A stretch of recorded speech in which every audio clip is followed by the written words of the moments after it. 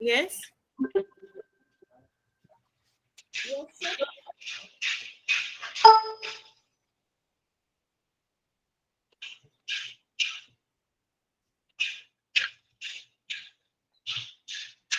Hello, Anaya, what's wrong? Hello, am I audible? Yes, sir. You are very much audible. Great. Anaya, what's wrong? No, ma'am. I think Brajesh wanted to say something, but I don't know. It's okay. We'll continue. Yes. Yes, we start, ma'am. Great.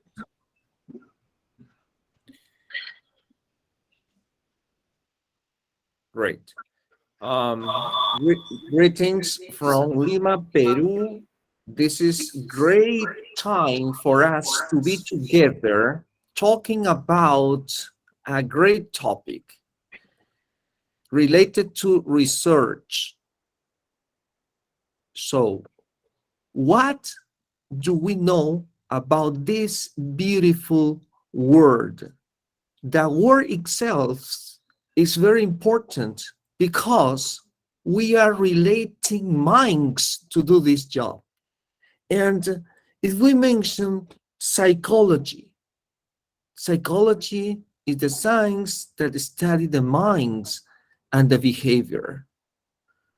What is the kind of mind we need to have to do a good research?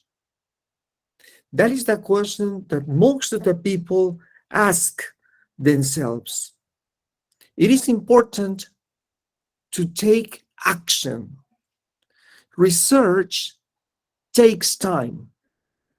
How long can you take doing a good research? It depends on what kind of research you do. For some, presenting research can be a daunting task and one of the more stressful aspects of being a psychological scientist. Although research can take months or years to move from idea generation and design to data collection, analysis, and writing up the results. If we talk about oral presentations at conferences, take only about 10 to 20 minutes. How does one go about cramming all of one's hard work into such a brief time allotment? Deciding what information to include in an oral presentation and how to organize that information can often be more stressful than actually giving the presentation. Anyone riddled with presentation anxiety should remember that the difficult part is already over once it comes time to present. No one knows your research better than you, and those who come to listen to your presentation are likely there because they are interested in your research and not because they are required to be there. Taking this perspective can make presenting your research much less stressful because the focus of the task is no longer to engage an uninterested audience. It is to keep an already interested audience engaged. The goal of this article, of this presentation, of this research is to have the construction of the ideas, the organization of the main points of your research. But we need to plan.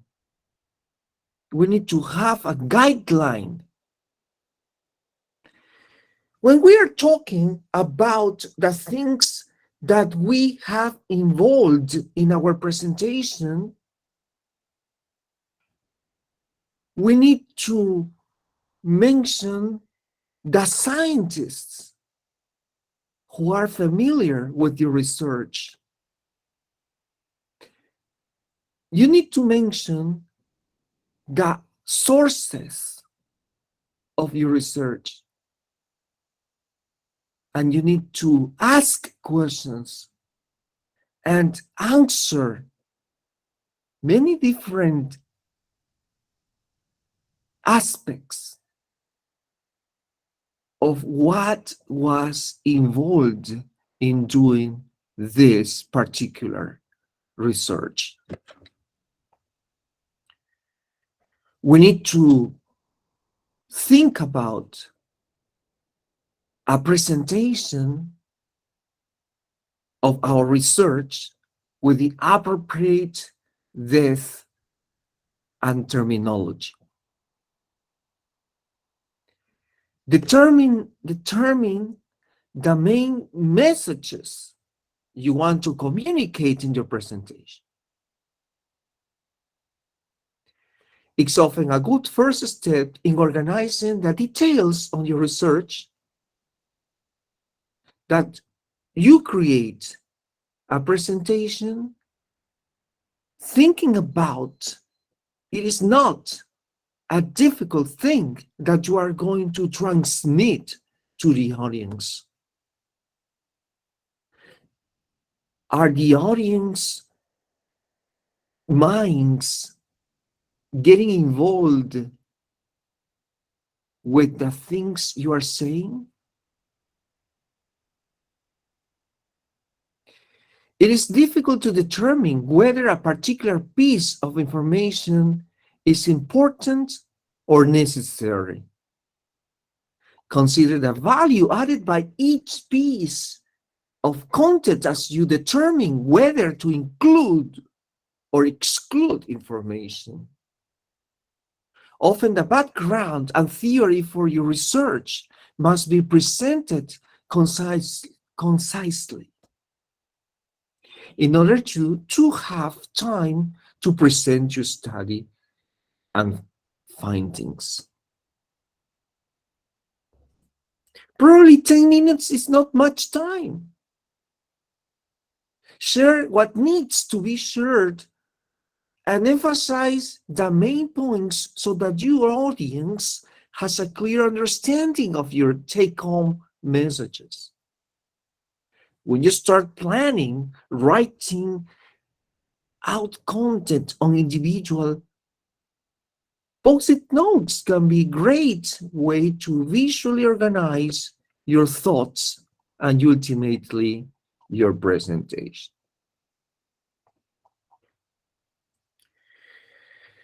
Accuracy is an important word to take into account. We have accuracy and fluency. Which of those is more important to you? When you speak, you need to be fluent. You need to tell what you are thinking about. But beyond that, you need to transmit the message that you have already organized beforehand. And in that way, you are going to have a productive message without hesitation, without grounds. When you research about something, you are involved in that so deeply that you master the topic. In that way, you are accurate. You put every single word in the position they must be. So you are not thinking about how accurate you are when transmitting the facts of your research.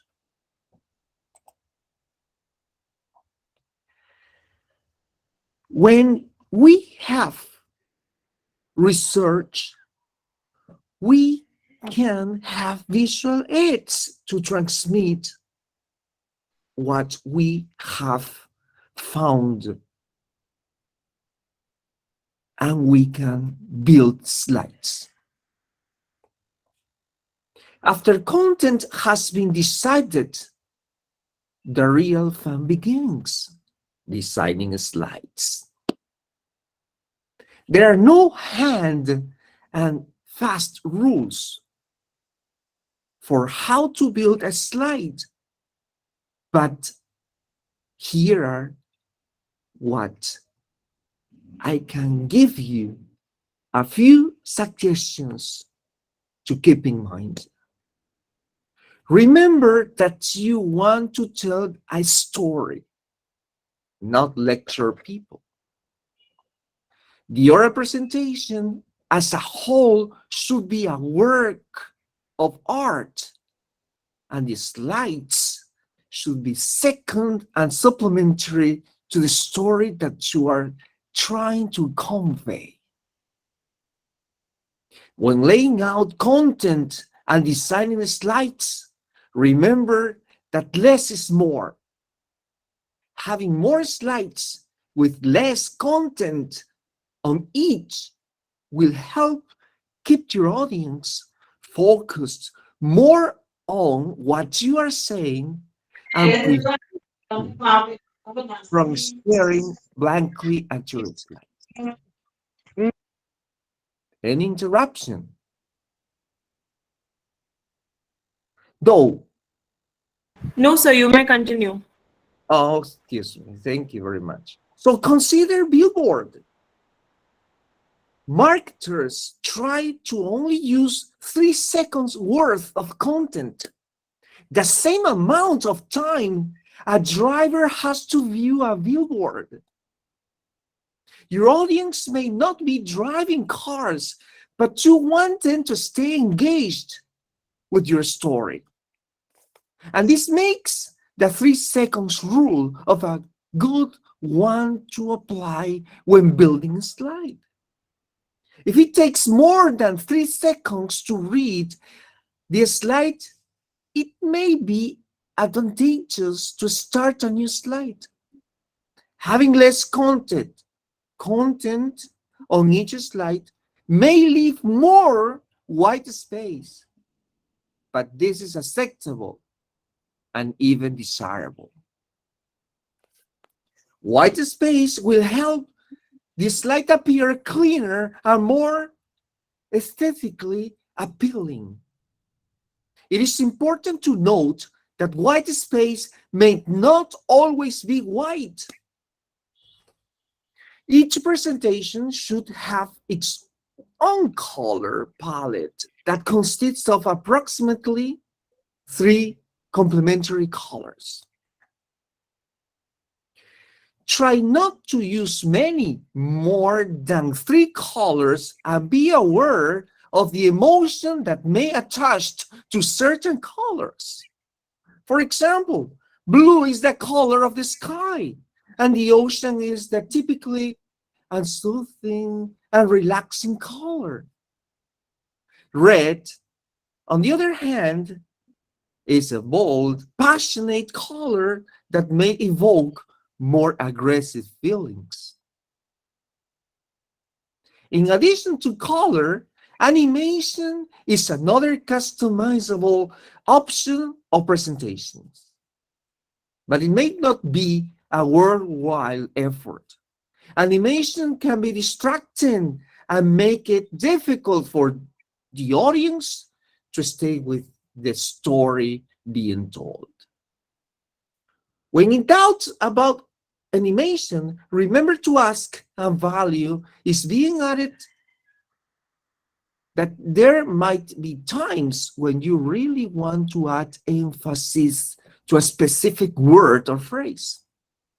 If this is the case, and you deem it necessary, animation may be an acceptable choice.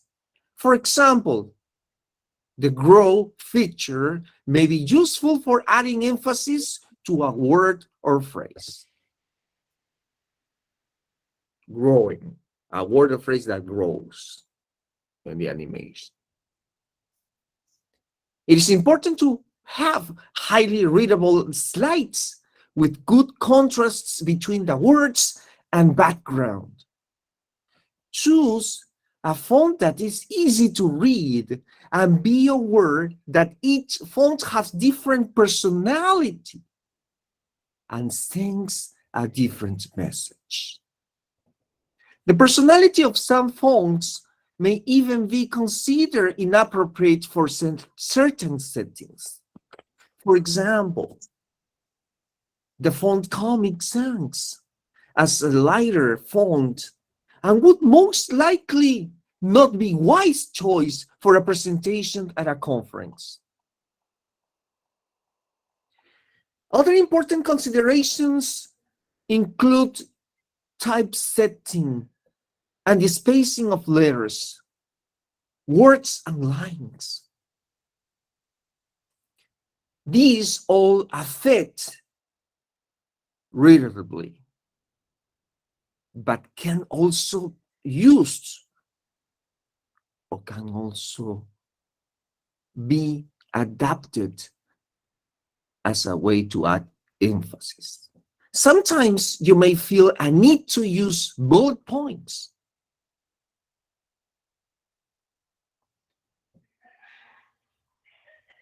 Typesettings can replace bullet points and add extra distinction to each line of content without cluttering to slide the bullets. For example, consider bolding and increasing the font of the parent lines in the indenting in this part of presentation. When you are presenting the data, think about what kind of graph is best. When sharing information, specifically about data, bar graphs should usually be the first choice, with scattered plots a close second. Keep the chart or graph simple. The same suggestion about having more slides with less content on each applies to charts and graphs. If the graphs and charts will look cleaner using two graphs instead of one. What is very important, I mentioned at the beginning of the presentation, of this talk, is to consider minds.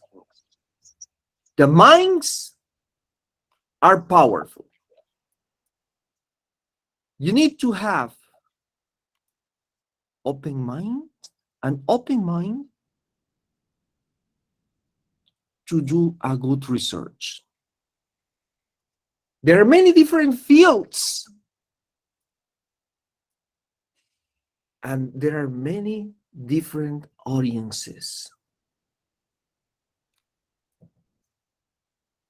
We can have a convention of multidisciplinary topics.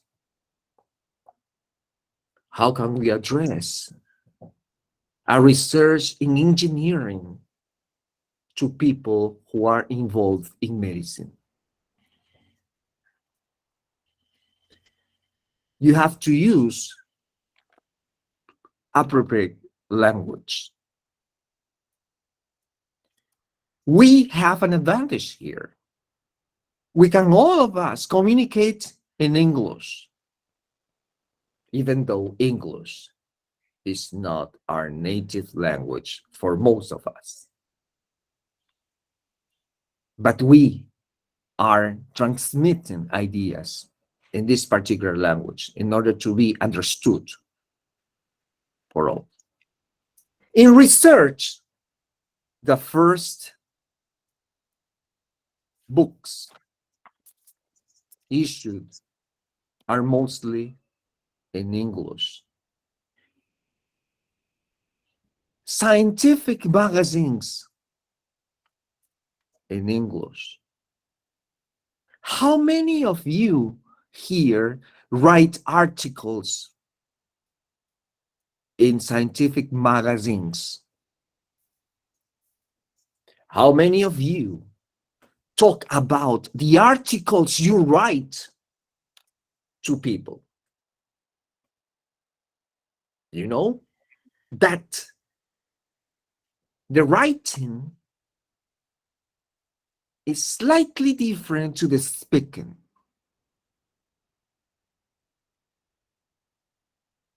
The written language and the spoken language.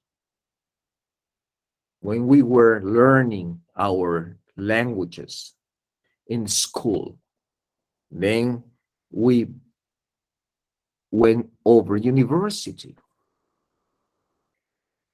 We were being taught how to use many different words appropriate to different fields, to different themes. This is important. At the end of the college, in order to get our bachelor or titles, we need to talk about our thesis. We need to give a presentation about our thesis in order to get our professional titles. Most of the students feel nervous, feel anxious when delivering the presentation about the thesis that they have to support. And they might be afraid of the questions of the jury. But there is no reason to be afraid, since you master the points of your research. When you do a good job in researching, looking for the sources, being engaged deeply in what you are doing, you get accuracy, which accompanies the fluency during your presentation. The first thing that you need is self-confidence. Can you think about a researcher who is not self-confident? You can participate in the chat box. Have you ever seen or heard someone who's talking about a research and hesitates, and if you see him or her trembling, that is scared? There is no way to be scared, because that is something that you master very well. The way you master the story of your life. You're the author of your life, and you cannot be anxious when telling about your life. So this is the same. When you master something, you know deeply what you are doing. How many of you have written a book? What do you need to read a book? You need to do research. You need to do research when you read a book, because you need to cite other authors according to the topics that you're writing about, and your own experience involved in that topic. And this is a masterpiece. A book is a masterpiece of your own. And the book must be accurate or not. You need to work when your mind's 100% active minds, highly active minds get accurate research.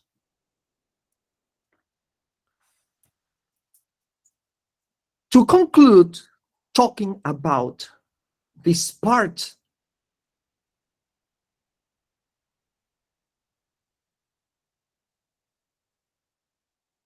I am doing a pause on purpose because I mentioned that the boxes or blanks in the slides are not only on the slides, but when you talk, you need to breathe and say the words smoothly. Don't run with your words, because the idea is that the message have to be addressed to the right people. And I'm really happy that I am here with the right people. Thank you very much. Greetings from Lima, Peru. Thank you so much, sir. Larry Sanger has said, quality is determined by accuracy and completion. Thank you, sir, for propagating this and teaching us a valuable lesson. Thank you so much for kickstarting today's session with your informative speech. It gives me immense honor to have Sir, who is the Director of Language Center, Peruvian University of the Americas, South America, share his views on research methodology. Thank you again, sir, for gracing this occasion. I would now like to call upon Mukul to introduce our next speaker, Mr. Dr. Brajesh Kumar Dubey. The right man comes at the right time. Finally, my wait is over, and I'm going to hear from the silver-tongued person as I have heard about him from my peers. The disposition is referring to none other than Dr. Brajesh Kumar Dubey, present amongst us to grace the colloquium. First and foremost, I would like to congratulate Dr. Dubey on behalf of BVDU New Law College team for receiving the Excellent Faculty Award 2022. Dr. Brajesh Kumar Dubey is presently an Associate Professor, Environmental Engineering and Management, the in charge of Sustainable Engineering and Circular Economy Research Laboratory in the Department of Civil Engineering at the Indian Institute of Technology, Kharagpur, India. Dr. Dubey is an author of 115 journal papers, 4 edited books, 25 book chapters, and 27 full conference papers. He has given more than 50 invited presentations in various countries in the world, including Canada, USA, China, Germany, India, South Korea, Thailand, and UK. Moreover, Dr. Dubey currently serves as an associate editor or editorial board members of 5 different journals, including ASCE, Journal of Hazardous, Toxic, and Radioactive Waste, International Solid Waste Association Journal of Waste Management and Research, and much more. Dr. Dubey has over 16 years post-PhD of research, teaching, and consulting experience with the broad fields of environmental, resilient engineering, and circular economy approaches, addressing the nexus among sustainability, resiliency, infrastructure, waste energy, and the environment.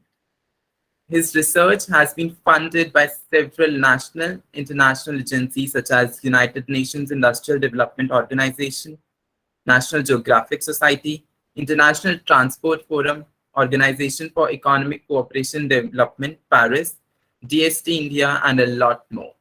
Not taking much of your time, sir, as well as that of the conference, now I would like everyone to be all ears to Dr. Dubey's words regarding to the nitty-gritty of research. Thank you, Mukul, for the wonderful and gracious introduction. So, okay, so I think we should get started. I would share my screen.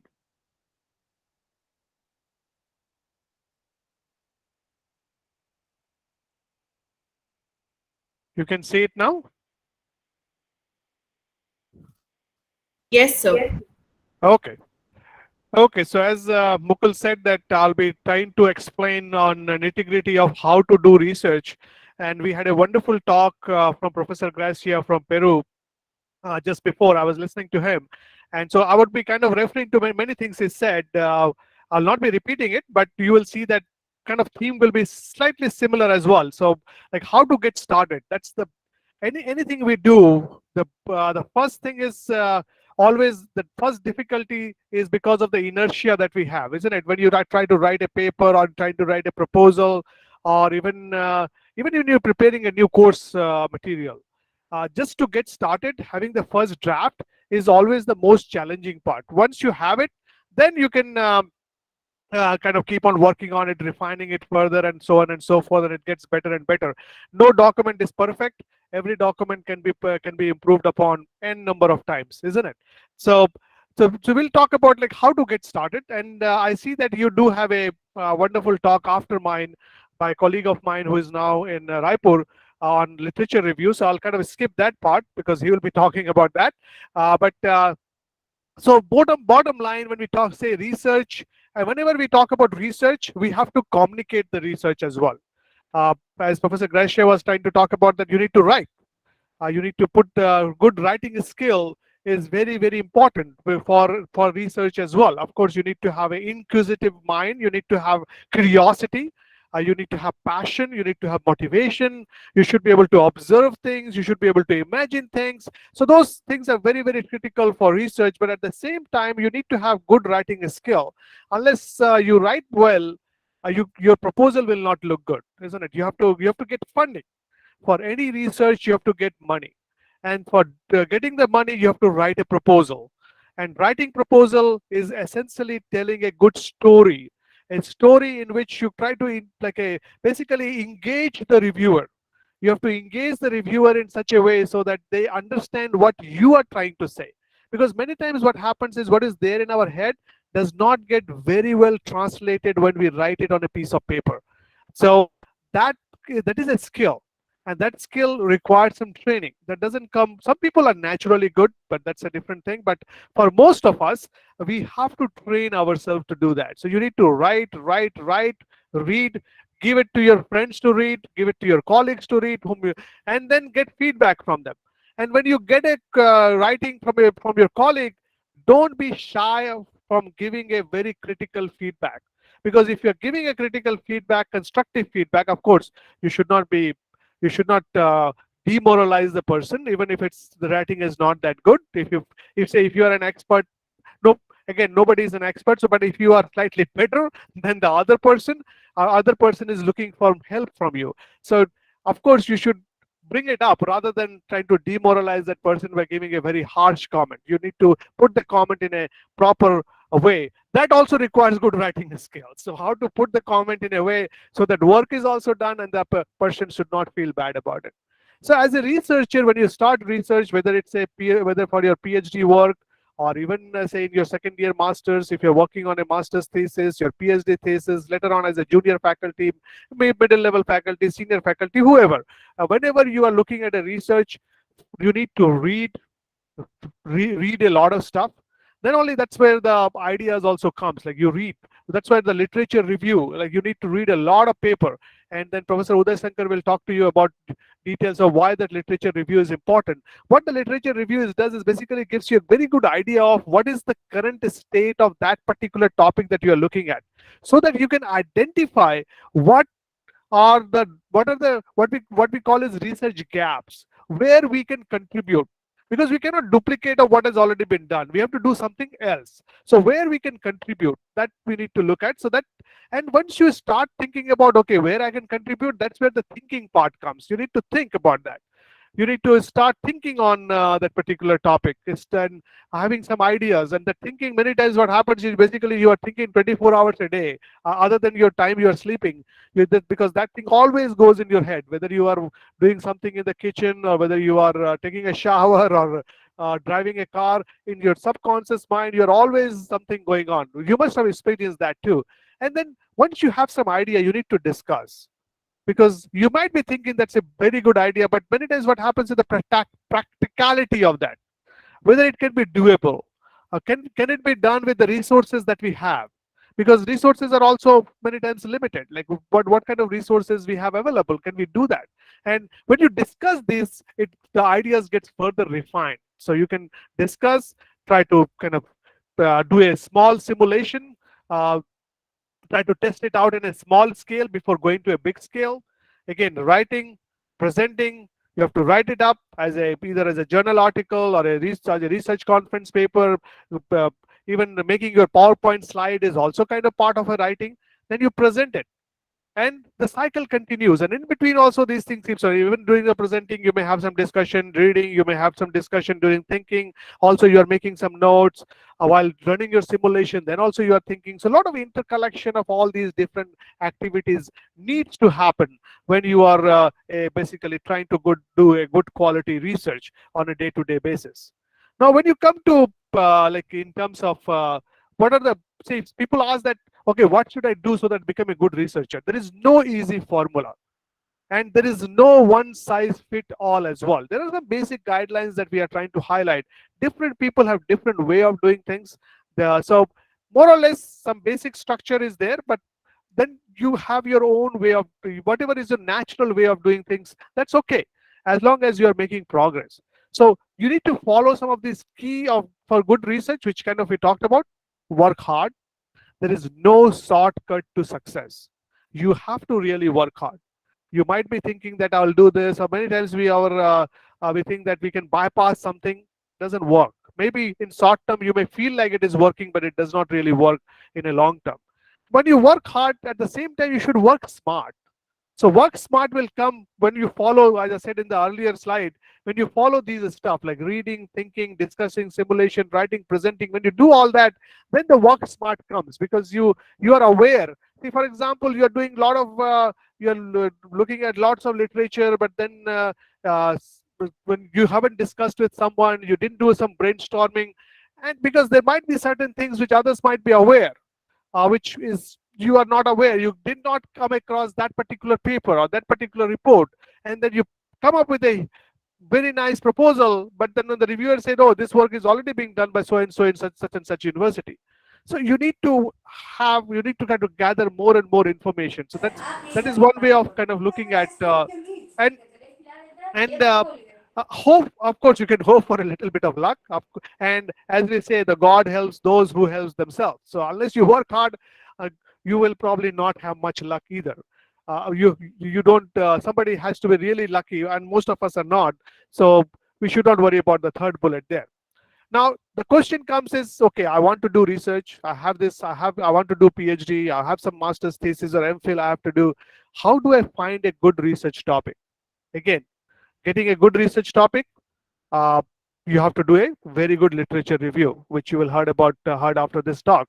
So you have to get new ideas. You have to read and look at whatever topic you need to. First of all, you need to research.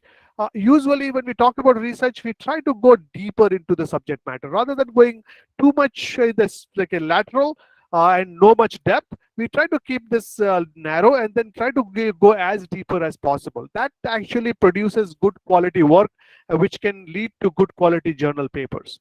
So that is those are, you need to kind of do that. And there are, so we'll look at some of these in terms of next few slides, how to find a research topic, how to get the ideas, how to write a journal article, and some of the other issues. So again, as I said, this is generalist stuff. Every case is slightly different, but if you follow these kind of simple guideline, most likely your success rate will go up. So research topic should be simple to state, and it is not very easy to do that. Writing something simple is much harder than writing something complex. So it has to be something simple so that people can understand. So you are going to present whenever you go for this funding of this, or even if you're doing your PhD, you have to present in front of a group of professors, and they have your doctoral supervisory committee. So they should be able to understand. Everybody should be able to get it.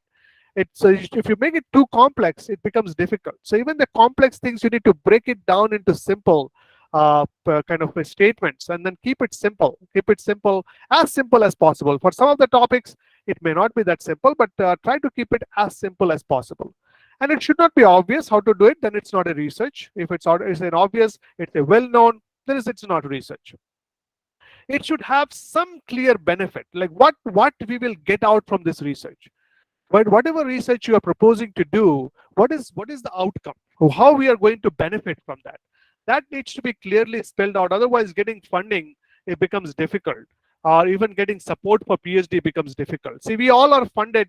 We are basically working on taxpayers' money, isn't it? Directly or indirectly. So when you're working on what is the benefit to the society, what is the benefit to like your fellow citizens from your research, that needs to be clearly spelled out. Then if you have a complex topic, or even if you whatever topic you choose, say for your PhD or for your you write a proposal as an assistant professor, or later on, you can break it down into steps. So what we say is, initially you have the overall objective, or we can say goal and overall objective of my research is to do this. Then we break it down into specific objectives.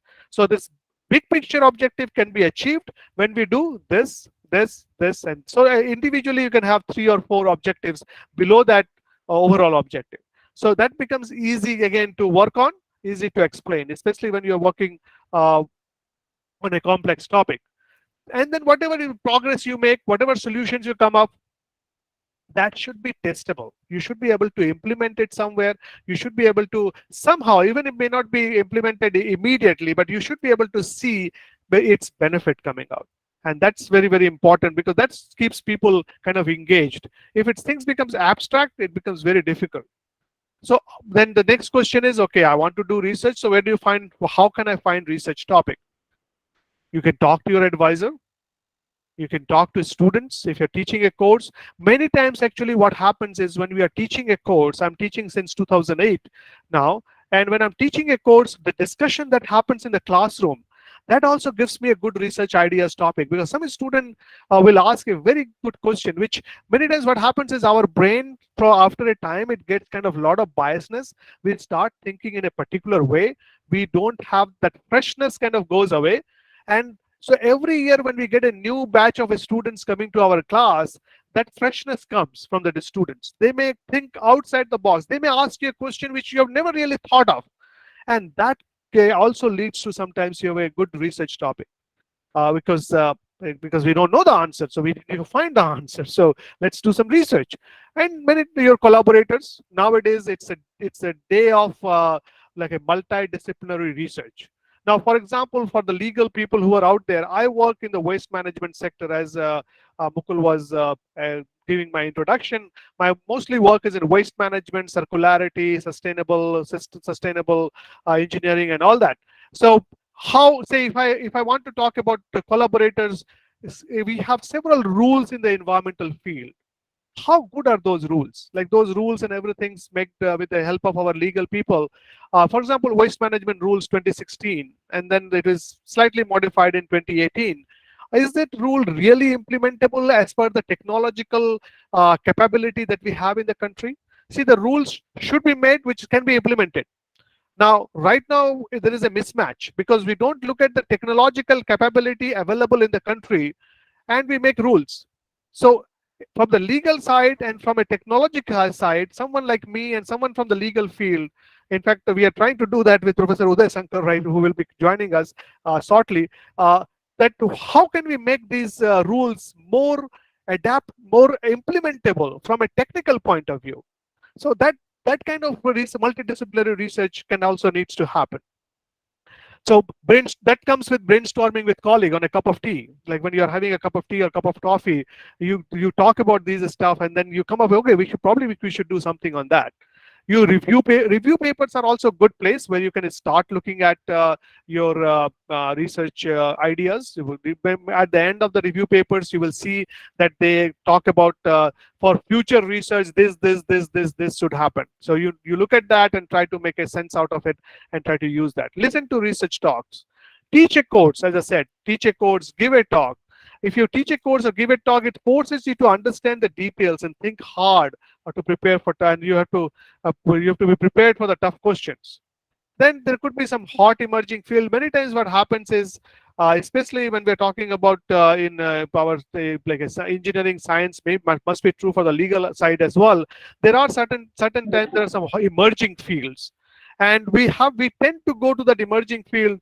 The reason for that is it's easy to get funding, and it's kind of relatively easier to publish paper because it's a newer area, it's an emerging area, so it becomes easier. Now I'll give you an example. Although COVID was not at all good, but due to COVID, we ended up writing 3 papers based out of COVID, waste management, wastewater issues, and those papers got accepted in very good journals, and now it has been cited. If you add all these 3 papers together, it has been cited more than 1,000 times in just last maybe year and a half. So that's a like a lot of citations for any paper in just like 16, 17 months. So that does happen. So but that's in sometimes, not always. So but if there is any emerging fields, you should try to look at that as well. If it's of an area, don't try to pretend and become expert of an area which you are not an expert. You gradually become an expert, then it's okay, you can move. But otherwise, the reviewers will find out, the panel will find out, and you will not get that project. Now, when you're talking about PhD or masters, you should try to get a topic which is interest to both you and your advisor. See, if you're doing PhD or masters, it is your PhD, your masters. It's not your advisor's masters or PhD. So that is where you have to have a very clear understanding. It's not the responsibility of your advisor to get the thesis, research and thesis done for you. It is your responsibility with the help of your advisor. So that you need to be very clear. And I say that it should be interest to your advisor, because otherwise how will he or she will give your input? And if it's not interest of you, see, if the advisor came up with a topic and gave it to you and then you are not at all interested, it better you tell him on the first or second meeting, rather than him or her in the first or second meeting, rather than carrying on that with the topic, because later on it becomes a headache for you. It also becomes a headache for your supervisor. So, and then as I said earlier, work should lead to some well-defined set of results. Many times what we do can be formulated as a constraint optimization problem. Most of the time in our life decisions, whenever we take it, essentially we are trying to have an optimization problem. It should be timely, it should be useful, and you ask for that. If you are successful, if your proposal, if your project becomes successful, if your research becomes successful, so what? How it is really going to impact? That's very, very important. As I said, there starting is very, very difficult, lot of frustration. Literature search, as you will get from Professor Uday Shankar, will talk about that. I have heard him talking about that in the past, so I'm pretty sure you will enjoy his talk. So he'll talk know the state of the art, read a lot, read selectively, narrow it down to the topic that you're going to work on. Now discuss with your advisor, discuss with a colleague, and I know that it's starting is always a difficult, but you should try to. It's easier said than done, but you have to do it, isn't it? Now, when reading a paper, you should look at what is the historical background, what is the motivation, what are the contribution, what else can I do? Whatever was done in the paper, can I do it better? What are the shortcomings of this paper? So that becomes kind of a good research area. Get info from the references. Whenever you read a good paper, always look for the references of that paper too. And that gives you a lot of new paper. And start doing things. So don't just keep reading papers and after papers forever. You will start getting lost. So let's do something. It may be not perfect in the first round. That's fine.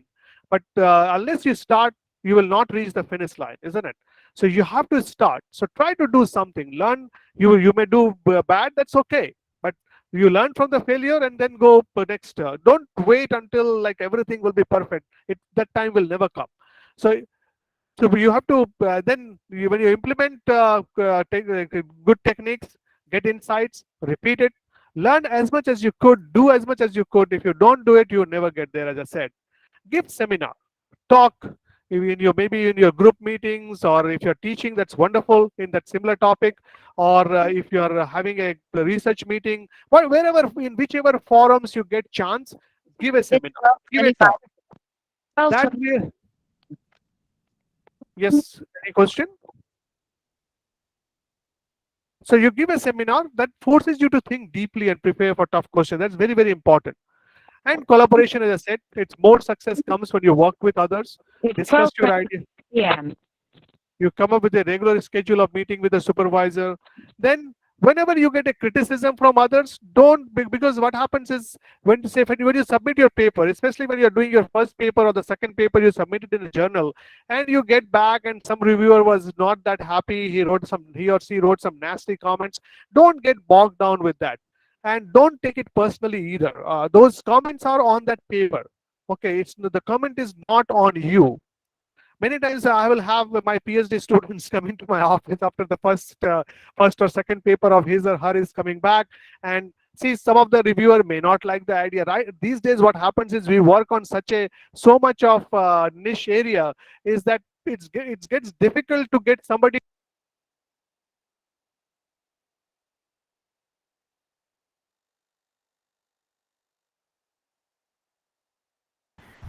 Excuse me, sir. I think you are on mute. Suddenly, I don't know what happened.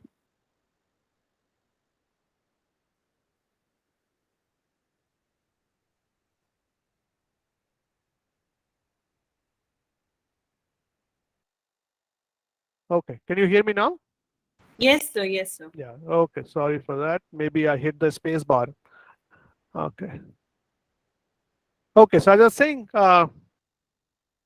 yeah, so whenever you get the criticism from others, don't think about too much. Like take those criticism which are relevant, because many times we do get reviewers may not understand because their area may not be the same. Although because of so much of multidisciplinary work these days, you may get some reviews which are not at all related to what your paper is trying to say. But that's just don't consider them. But consider the ones which are really useful. And we do get sometimes very useful comments when you submit some work. Collaborate with experts, learn from experts. Collaborations are not easy because there are different personality, different styles, different opinions, different way of doing things. So you may have seen that whenever you are trying to work with a team, sometimes it's not that easy because everybody has their own way. You may not be comfortable with somebody else's way of working. But try to, of course, we have to work together in a team, isn't it? And then don't worry too much about credit. Credit will come. Credit will come, but when you establish yourself through your long-term contributions, people will recognize you, people will give you credit. Initially, you may these days actually we want everything very fast, isn't it? Today is in the world, in today's world, we want we want to like a success and everything too fast. But that takes time. It doesn't happen overnight. So don't worry about that part too much. It's at least in the beginning. Then you need to simulate the idea. This is more for for if you're talking about a science-based research or engineering-based research. It's you just cannot depend on intuition. Like you have to come up with some sort of simulation. You have to do some experiments in the lab and show the results.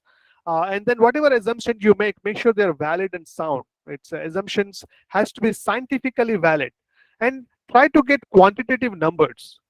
Qualitative becomes very difficult to kind of give qualitative interpretation of qualitative becomes very difficult. One person may say something, other person may say something else. But if you have a quantitative comparisons, if you can come up with a hard number, then it's much easier.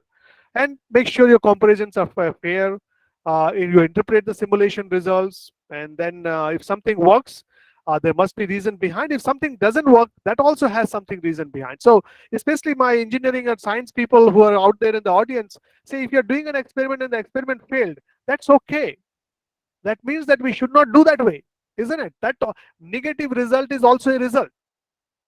So we many times what we feel like, oh, we got the negative result, now we have to start all over. I don't agree with that. You can write a good thesis with part of it a negative results too. That could be a chapter as well, where you explain that it didn't work, but you have to go a little bit further and dig deeper into the science to find out why it did not work.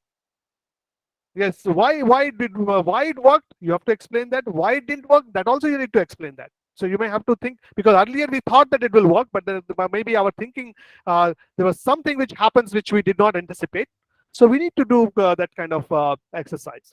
And keep documenting, keep notes about your work regularly, especially because what happens is after you have done so much of work, when you try to write, you forget what you did at the beginning, especially when you're doing some experiments and all that. The experimental method, experimental procedures, how you did that, sample collection, what was the observation in the field, you should write it down.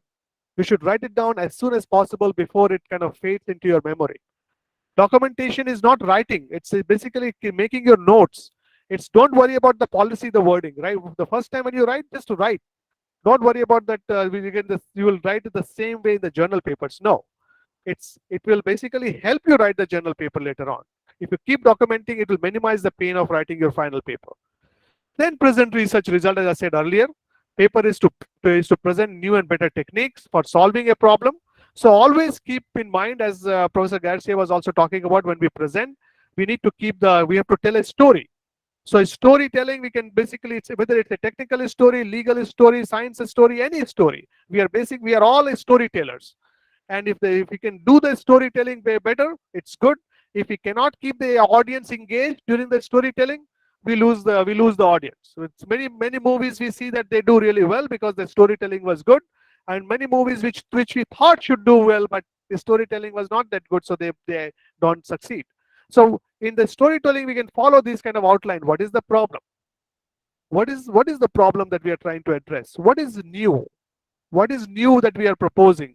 What are the solutions we are bringing to that problem, and how this solution is different than the solutions tried before? Now, why we think that our solution is better? And it's not that you have to say, you have to show by the quantification, you have to show by the results, your tables and figures, and you have to do that.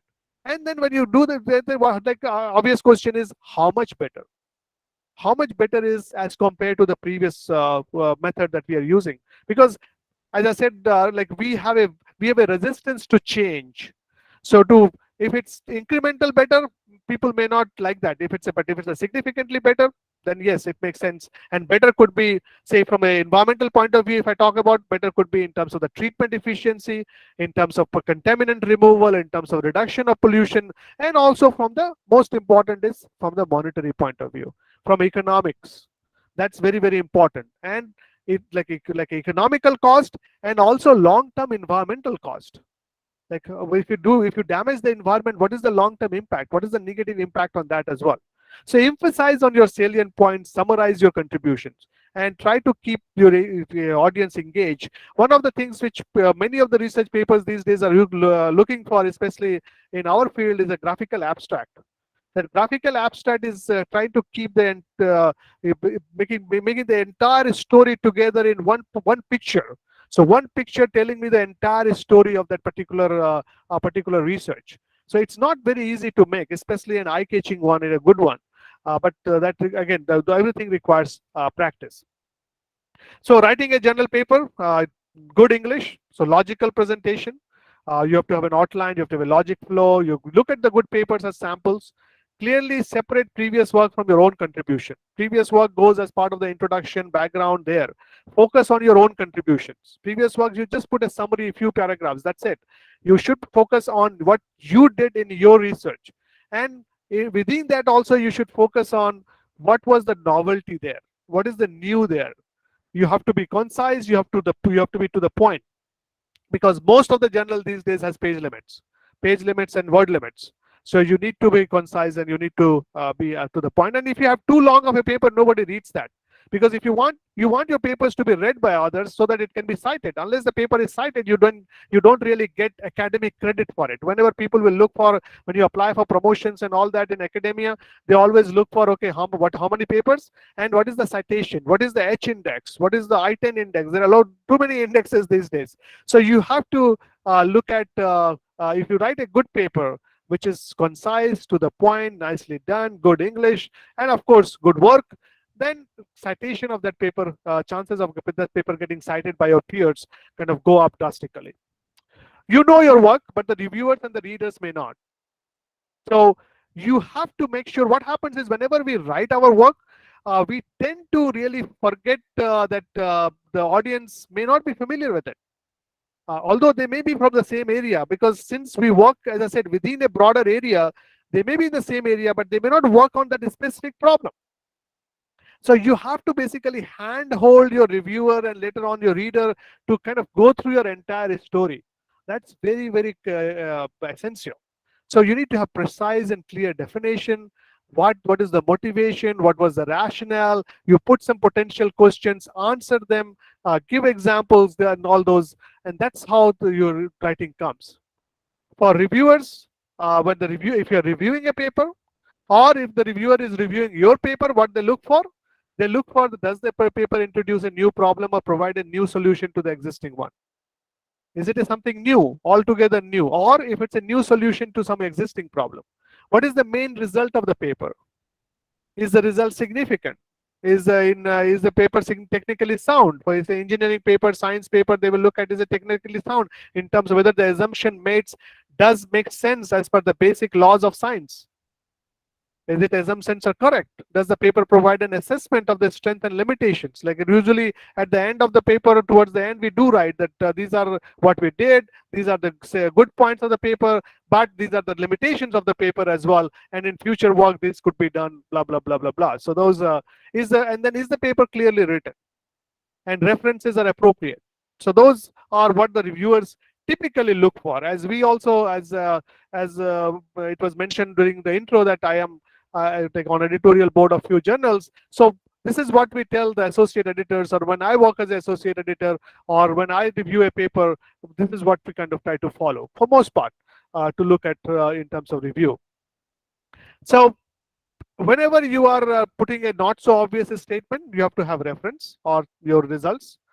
Avoid using many objective, like there are many adjectives. Like when you say large, like how large is very large. So you need to have proper details of that.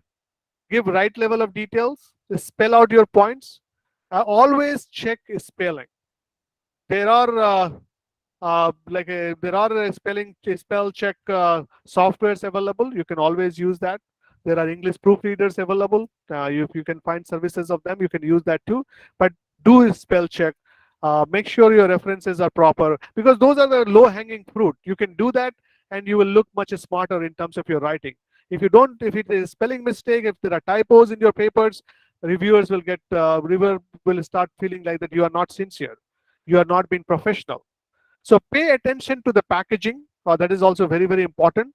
Use block diagrams, use equations, figures, pictures, tables, simulation curves as much as possible. Try to use that as much as possible. Sometimes it's good. Wherever it's needed, don't overdo anything. Revise and then revise, revise, revise. Imagine you are a reviewer trying to critically criticize the paper. Read it word by word. Give it to your friend to read it.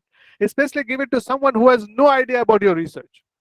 That if that person can get it, because what happens is, as I said earlier, there is always something in our head which when we read, we think that, oh, this is obvious, but it may not be obvious for the reviewer or for the reader. So get a well-written paper. Early drafts may often be completely rewritten. It happens many, revise carefully at least 3 times.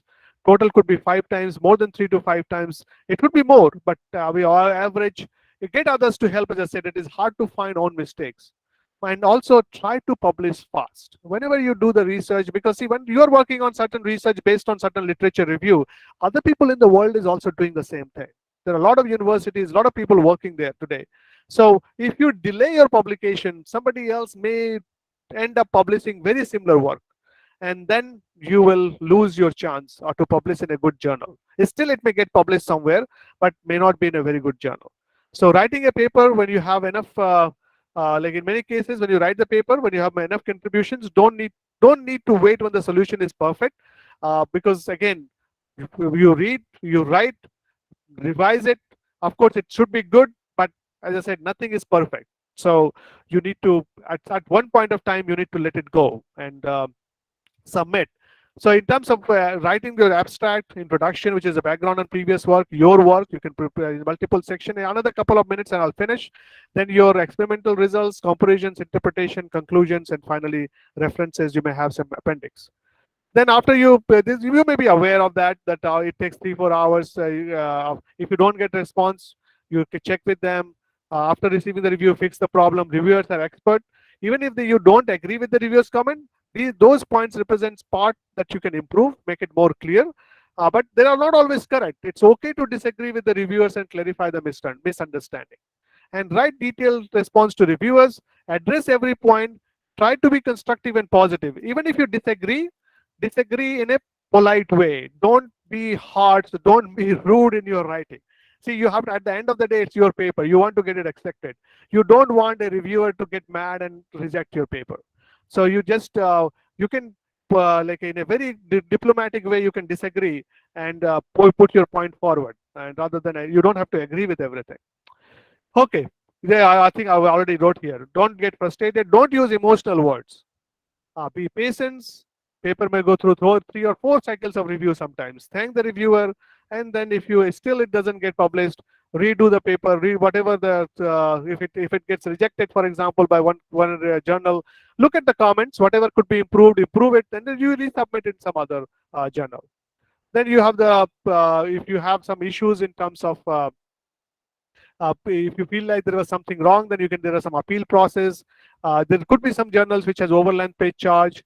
Conference paper versus journal paper. Usually journal papers are considered the good, but there are many journals these days which are not that good. So many conferences are pretty prestigious conferences, so you may want to do that. You cannot submit the same paper at 2 different places. It's unless one, you have to first get the decision from one, then only you can go to the other. Okay, so I think yeah, for the legal part, Professor Uday Shankar is there, so he will be talking about that. So I'll skip these slides for you. You will see him. I think he might be already there. Just a couple of things. It's we should plagiarism is one of the big problem in our Indian research. We see that even in our assignments and project reports, even at institutions like IIT. So that's one thing which we definitely need to work on. There are plagiarism check software these days. You should definitely make sure that it's your own writing. I know writing your own, it's difficult, it takes time, but it's better to publish a few papers without any plagiarism than publish many papers and which later on will haunt you, because if some of the paper it's because today or tomorrow somebody will find out that it was not your own work. So please don't do that. That's not a good way of doing things. Okay, I think I will just so summary. Imagine hard work, passion, they are essential. Find research topic, discuss, as I said, collaborator, review papers, teach course, work, getting new ideas. Then write your journal papers, and then there could be some issues which are kind of beyond your control. Address it as you get that. So thank you. I hope it was useful. And if you have any question, we will take that. We are running, I think, a little bit behind the schedule, but that's uh, it's okay. So I'm done. So if you have any question, please let me know. Does anybody have any questions for sir?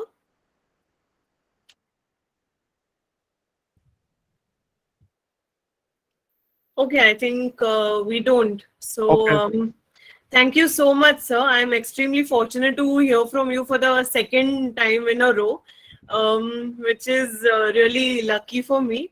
And I think all of you might agree that sir is an example of the phrase do or no, do not. There is no try. Okay. So thank you so much, sir, for your presentation. It is always a treat and an honor to hear from you. And congratulations from my side as well. Thank you. Thank you. I now request Mukul to introduce our next speaker, which is Professor Mohammad Zahir Uddin Arif, sir. Thank you. Moving ahead, the subject of qualitative research, its publication and ethical considerations will be dealt by the global advisory member of one of the largest publicly available non-profit digital databases of the top peer-reviewed literature, that is EG Factor. The co-founder and founding president of Bangladesh Renaissance Foundation, and our next keynote speaker is Professor Mohammad Zahiruddin Arif. He's a professor and former chairman, Department of Marketing, Faculty of Business Studies in Jagannath University at Dhaka, Bangladesh. As a human rights activist, Professor Arif is actively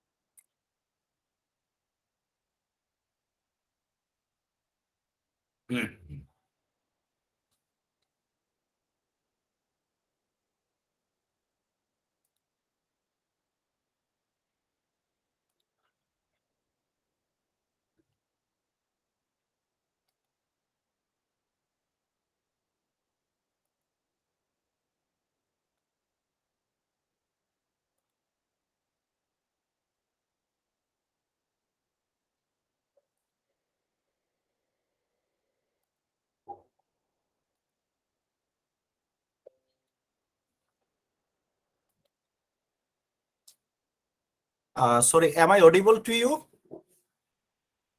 Yes, yes, sir. Yes, yes, yes. Most probably it was a network problem from there to introduce me. Thank you all. This is Professor Mohammad Zahiruddin Arif, Department of Marketing, Faculty of Business Studies, Jagannath University. Okay, and involved in research work and different kinds of social voluntary work in the field of Bangladesh and other countries of the world as a member. Okay, I would like to contribute to deliver my lecture on the area of qualitative research, its quality publication, ethical consideration. Already Professor Dr. Brajesh, they were already mentioned the different issues and questionnaire session already done. And I will focus on the qualitative research, the publication of qualitative research and ethical consideration. The PPT is visible to all of you. Yes, sir. Yes, sir. Yes. PPT is visible. Yes, visible, sir. Okay. Then my first slide, based on the material on this, I would like to explain my thought to you, and most few of you know about the issue. This is especially the research student, graduate and undergraduate students, and the potential researchers. They may consider this issue in the subcontinent perspective. Qualitative research is a process of naturalistic inquiry that identifies and inquires an in-depth understanding or comprehension of social phenomena within their natural setting. It focuses on the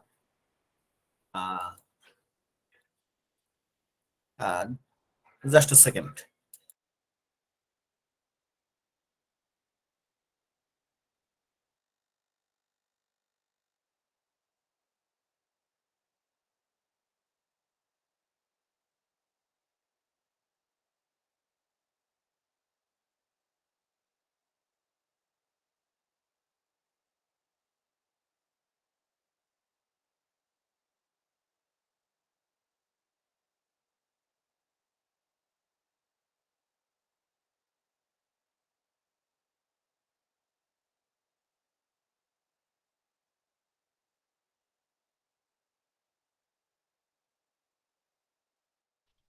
Sir, you are not audible.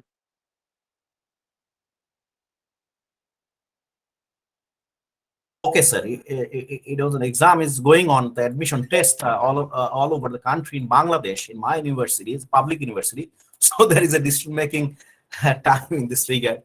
So I am telling regarding the issue of the definition of quality research, the process of naturalistic inquiry that seeks an in-depth understanding of the social phenomena within their natural setting. So it focuses, quality research focuses on the why, the question of why rather than the question of what, of social phenomenon, and relies on the direct experiences of human beings,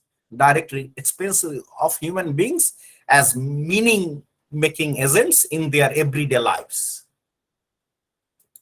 And what is quality research and its example? It is an unstructured interview has been taken in this quality research, which generate qualitative data through the use of open question or open-ended questionnaire. This allows the respondent to talk in some depth, choosing their own words, and this helps the researcher develop a real sense of person's understanding of a particular situation. On the other hand, quality researchers use different sources of data to understand the topic they are studying. These data sources include in-depth interviews, focus group interview or FGD, standardized interview, and artifacts such as books or any kind of art or works of art. Classification, types, or approaches of the qualitative research. Quality research should be based on the grounded theory that involves collecting data in order to develop new theories. In case of ethnographic research, ethnography involves immersing yourself in a group or organization to understand or realize its own culture in a particular country or localization. And narrative research, phenomenological research, and action research is also a part of the qualitative research.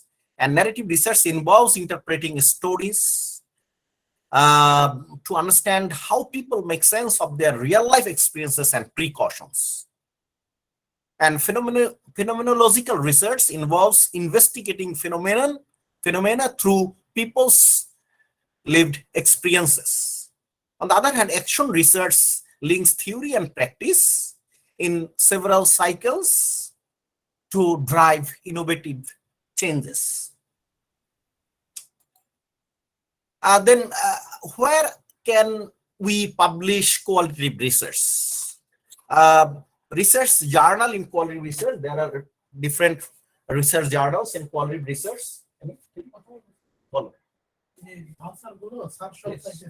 Yes. Quality Research Journal is an international journal dedicated to communicating the theory and practice of quality research in the human sciences. In case of, you can see that the SAIS publication, the link is given here, and you can search through the website or Google searching. The journal is a member of the Committee on Publication Ethics or COPE, publicationethics.org, publicationethics.org. The guidelines from that we can consider the writing of the quality research, either research paper or the thesis or report, etc. In case of the social science, especially the health sector, quality health research publication list, you can see that the quality health research, International Journal of Qualitative Methods, International Journal of Social Research Methodology, International Journal of Qualitative Studies in Health and Wellbeing, and the Qualitative Report. These are the major qualitative health research publication in this sector.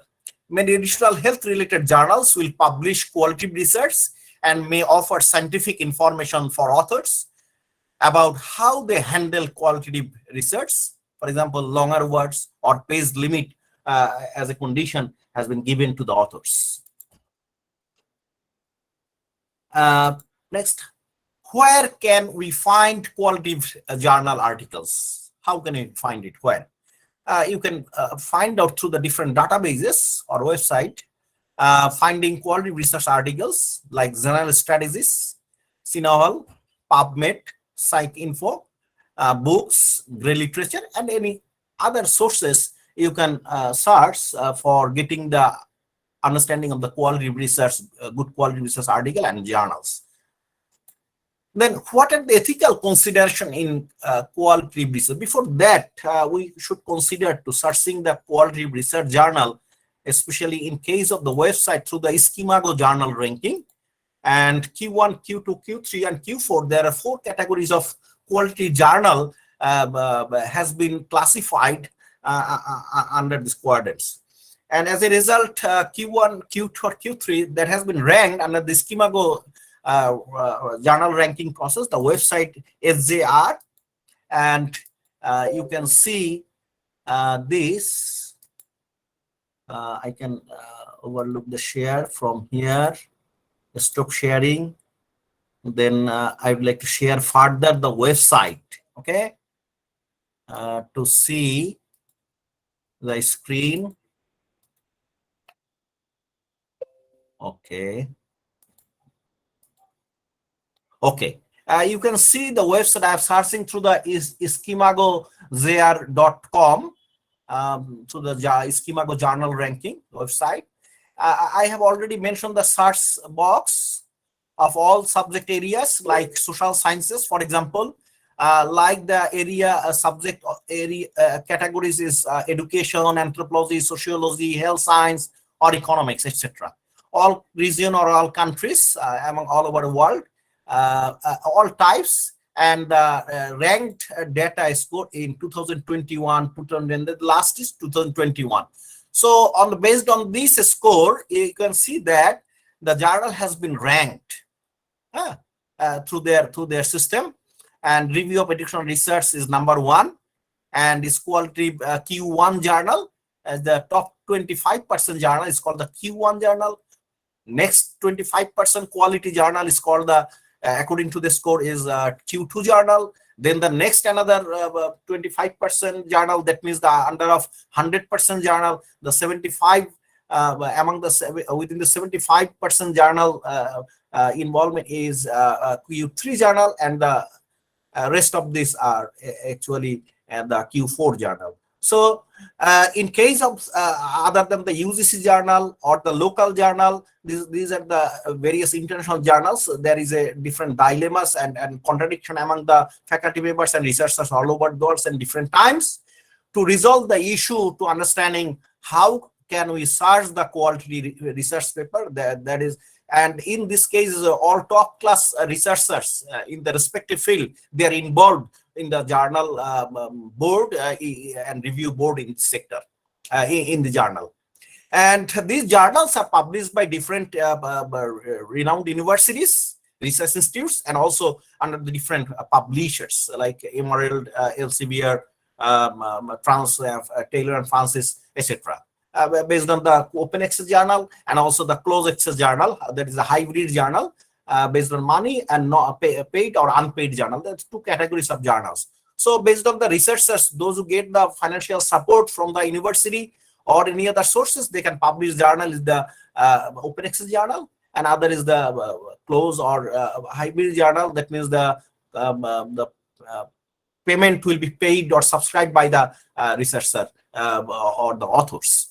So this is the review of educational research, the Q1 journal based on the 6.887 ISSMWA journal ranking. In this way, internet and higher education, computer education, development review. These are the this rank has already been developed or changed in different years, different perspectives. So in this way, as the citing score documents is utilized, and the country of origin of that journal publication has given here. So in this way, in different way, other than the Google Scholar, you can search through this way. On the other hand, Scopus Index and Web of Science Index database can be used for getting the quality journal. Also, you can search also the based on the EndNote and Mendeley as a actually the reference manager, but also you can search the paper quality papers from that two databases, especially in case of the, as far as I know, if I am not wrong, the Mendeley is covered the Scopus Index journal, and EndNote is paid version website. It covers the Web of Science in the different index journals. And Mendeley is free as much possible for the authors or researchers. Now I'd like to stop this slide page, and again I am going to share the PPT. Okay. Again it is visible to you, the PPT. So it has been covered the area of, in a brief form, how can you identify the quality research paper or publication in the quality journals. Quality journals, in terms of the quality is the term is vague, but in case of the ranked paper, a ranked journal, index journal, you can consider in this way. But other than the Scopus and Web of Science, there are various index body are also doing the indexing to ensure the quality. But these two are very popular, and the privately or the non-profit organizations are involved in this way. But I'm giving you the issue of the why we need to consider the ethical issues. What are the ethical considerations in quality research? Very, very vital issues. There are 4 or 5 issues should be considered in ethical consideration as ethical consideration in doing and publishing the quality research in a quality journal. An ethical consideration is in research are a set of principles that guide your research designs and practices. These principles include voluntary participation of the respondents, subjects, informed consent, anonymity, confidentiality, potentiality for harm, and result communication should be ensured, should be maintained authentically from the researcher side or author side. Next, why ethics consideration is important in qualitative research or any other quantitative research, okay, or narrative research. The consideration of ethical issues is crucial throughout all stages of the qualitative study to keep the balance between the potential risk of research and likely benefits of the research. Then what are the ethical issues in publication? Ethical misconduct could be a redundant publication, author dispute, duplicate publication, data fabrication, plagiarism, or animal welfare or human welfare concerns, or conflict of interest or submission irregularities that should be maintained and ensured by the authors and researchers. Next, ethical consideration in research are a set of principles that guide our research designs and practices. Scientists and researchers must always adhere to a certain code of conduct when collecting data from people. The goals of human research often include understanding real-life phenomena, studying effective treatment, investigating behaviors, and improving lives in other ways. What you decide to research and how you conduct that research involve key ethical consideration. And this consideration work to protect the rights of the research participants, enhance research validity, maintain scientific integrity. And in case of that, why do research ethics matter? Research ethics matter for scientific integrity, human rights and dignity, collaboration between science and society. These principles make sure that participation in studies or research is voluntary, informed, and safe for research subjects. So you will make balance pursuing important research aims with using ethical research methods and procedures. So it is always necessary, important to prevent permanent or excessive harm to participants, whether inadvertent or not. Defining research ethics will also lower the credibility of your or our research, because it is hard for others to trust your data or our data in case of research if our methods or your methods are morally questionable. So in that case, even if a research idea is valuable to the society, it does not justify violating the human rights or dignity of your study participants. Getting ethical approval for your study in case of any research PhD or any kind of master's research or any preparing any paper, research paper in a quality journal, before you start any study involving data collection with people, you will submit your research proposal to an international review board.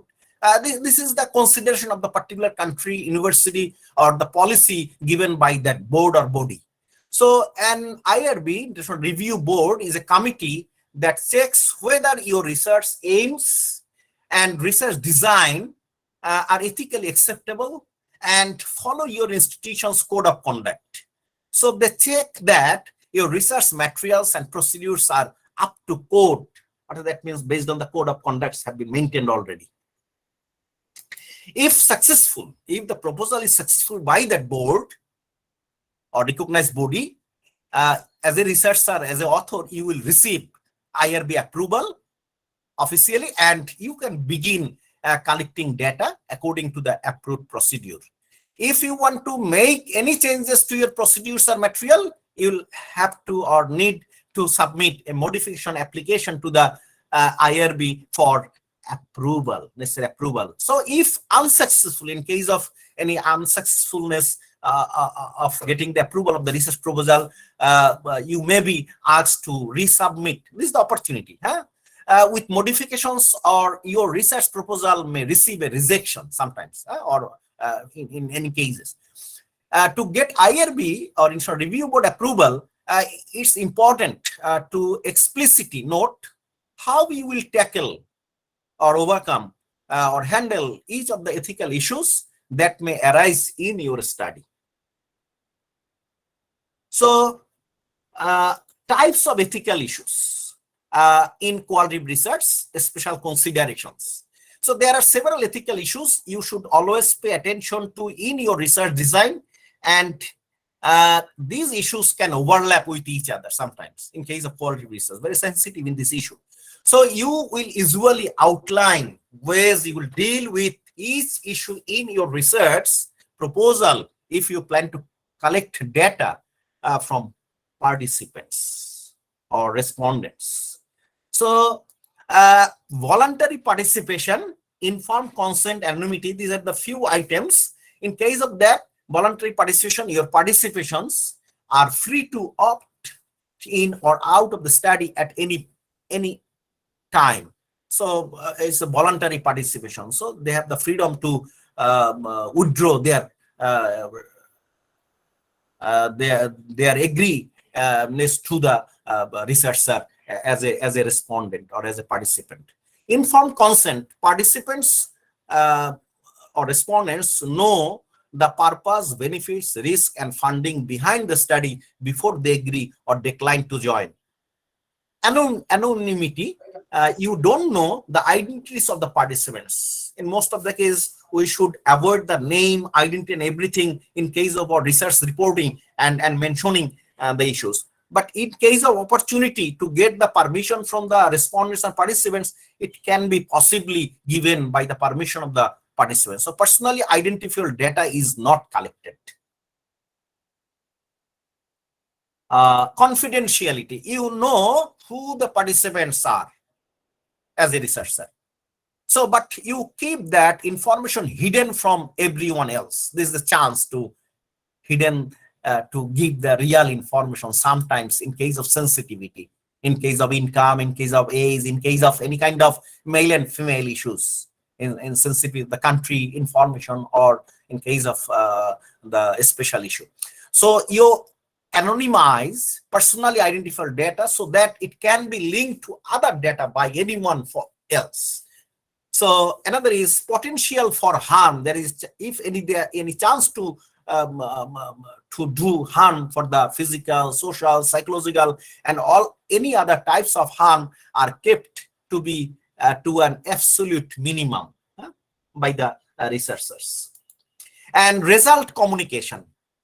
You ensure your work is free from or off of plagiarism or research misconduct, and you accurately represent your result. Then another is voluntary participation. Another ethical consideration means that all research subjects are free to choose to participate without any pressure or coercion. Then all participants are able to withdraw from or leave the study at any point without feeling an obligation to continue. Your participants don't need to provide a reason for leaving the study. So it is important to make it clear to participants that there are no negative consequences or repercussions to the refusal to participate. After all, they are taking the time to help you in the research process.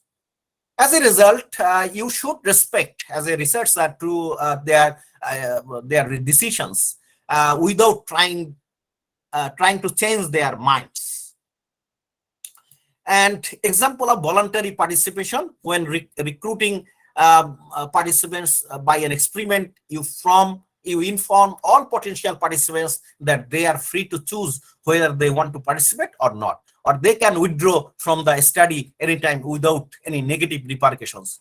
Voluntary participation is also an ethical principle protected by the international law and many scientific codes of conduct. So take special care to ensure there is no pressure on participants in this regard.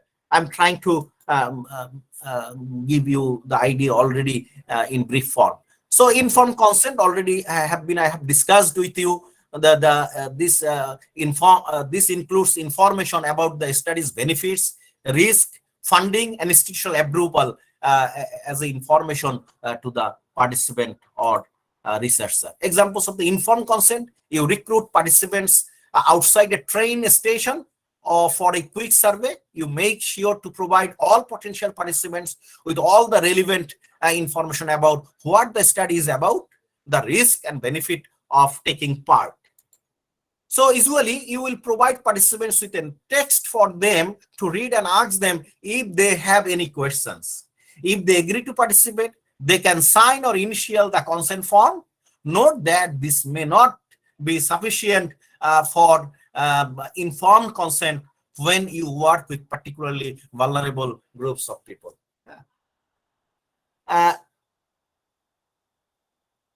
Anonymity I have already mentioned, but elaborately, anonymity means that you don't know who the participants are and you cannot link any individual participant to their data. So you can, as a researcher, as an author, you can only guarantee anonymity by not collecting any personally identifying information, for example, names, phone numbers, email addresses, internet protocol by IP addresses, physical characteristics, photos, and video.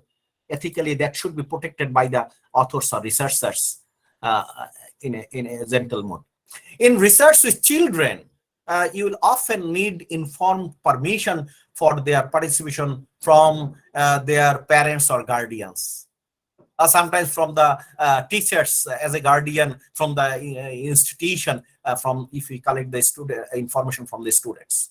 Although children cannot give informed consent in case of especially the children, it is best to also ask for their assent, that means agreement to participate depending on their age and maturity level. So questionnaire should be designed in open-ended form in this way so that we can conduct the research fruitfully. Data collection, data pseudonymization. It is really the alternative word is fake, false, or bogus. So data pseudonymization is an alternative method or way or approach where you can replace identifying information about participants with pseudonymous or fake or false or bogus identifiers. The data can still be linked to participants, but it is harder to do so because you are going to separate personal information from the study data. Next example of data pseudonymization: you are conducting a survey with college students. You ask participants to enter demographic information including their age, gender, nationality, and ethnicity. With all this information, it may be possible for other people to identify individual participants. So you pseudonymize or make the falsification of the data intentionally. That is really unethical and not approved by the research body if it is known to them. And confidentiality means that you know the participants are, but you remove all identifying information from your report. So all participants have a right to make privacy. So you should protect their personal data for as long as you store or use it. Even when you cannot collect data anonymously, you should secure confidentiality whenever you can. Example of confidentiality: to keep your data confidential, you take steps. You take steps to safeguard it and prevent any threats to data privacy. You store all signed consent forms in a locked file drawer, for example, and you password protect you password protected all files with survey data. Only other researchers approved by the International Review Board or the particular body of the university are allowed to access the study data, and you can make sure that everyone knows and follows your institution's data privacy protocols. Some research designs are not conducive to confidentiality, but it is important to make all attempts, steps or process, and inform participants of the risks involvement in a particular research if the participants are involved in this particular interview or survey or research. And potential for harm. As a researcher, you have to consider all possible sources of harm to participant. Harm can come in many different forms: psychological harm, sensitive questions, or tasks may trigger negative emotions such as shame or anxiety. And for example, a potential for harms in a study on stress, anxiety. You can survey college students on their alcohol consumption habits. It's very sensitive. Some of these questions may bring up negative emotions, so you inform its participants about the sensitive nature of the survey and assure them that their response will be confidential. You also provide participants with information about students' counseling services and information about managing alcohol use after the survey is complete. Social harm. Participation can involve, or participant can involve, social risk, public embarrassment or stigma. Physical harm, pain or injury can result from the study procedure.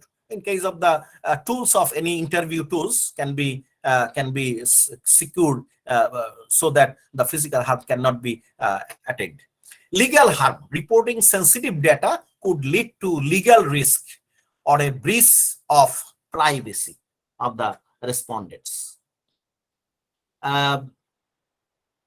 It is best to consider every possible source of harm in your study as well as concrete ways to mitigate them.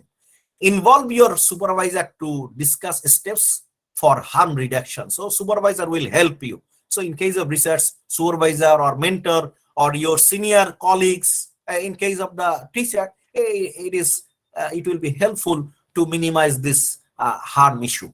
Make sure to disclose all possible risk of harm to participants before the study to get informed consent. If there is a risk of harm, prepare or provide participant with resources or counseling or medical services if there is needed. So example of potential for harm in a study of stress, you survey college students on their alcohol consumption. Already I have mentioned, and some of the questions may bring up the negative. I have already mentioned in this I'm going to the result communication, and another is result communication. So the way you communicate your research results can sometimes involve ethical issues. Good science communication is honest, reliable, and credible. It is best to make your results as transparent as much as possible. To take steps to actively avoid plagiarism and research misconduct wherever possible through the different software or the university support or the faculty support. Self-plagiarism is when you republish or resubmit parts of your own papers or reports without properly citing your original work. So this is problematic because you may benefit from representing your ideas as new and original even though they have already been published elsewhere in the past by you or others. You may also be infringing on your previous publisher's copyright or violate the previous publisher's copyright, violating an ethical code of conduct, or wasting time or resources by doing so. And in extreme case of self-plagiarism, entire data sets or papers are sometimes duplicated. So these are major ethical violations because they can skew or redundant the research findings if taken as original data. Example of duplication. or self-plagiarism. You are conducting a meta-analysis on whether working from home is related to better stress management. You gather all studies on this topic that meet your search criteria. Then the final slide and the issue is, in case of ethical concern, is research misconduct. Means making up or falsifying data, manipulation of data, analysis, or misrepresentative research in research reports. It is a form of academic fraud or intellectual crime that is not recognized all over the world. So these actions are committed internationally and can have serious consequences in near future or the present time for our career and profession and the research field. So these actions are committed internationally and can have serious consequences. Research misconduct is not a simple mistake or a point of disagreement about data analysis. Research misconduct is a serious ethical issue because it is undermines scientific integrity and institutional credibility. It is also the hampered the credibility of the institution where we are doing research in favor of them, the university or institution or research body or the funding agency. So it leads to a waste of funding and resources that could have been used for alternative research. So these are the few ethical research should be maintained by the researcher authors. Also following the different code of conduct by the different bodies or institutions prescribed by them when they provide the fund or the approval of the research proposal or research thesis. So as a result of the potential research student, teacher, and the faculty members, we can be helpful to follow such type of guidelines so that the qualitative research can be very quality research and can be published in the quality ranked and good journals in university, institute, and society journals. And also we can get the value from the journals for the society, country, and as a whole. So thank you all to give me the opportunity to deliver my speech on the quality research and quality publication and the issues. So if there is any question, please, one question I can try to address for you.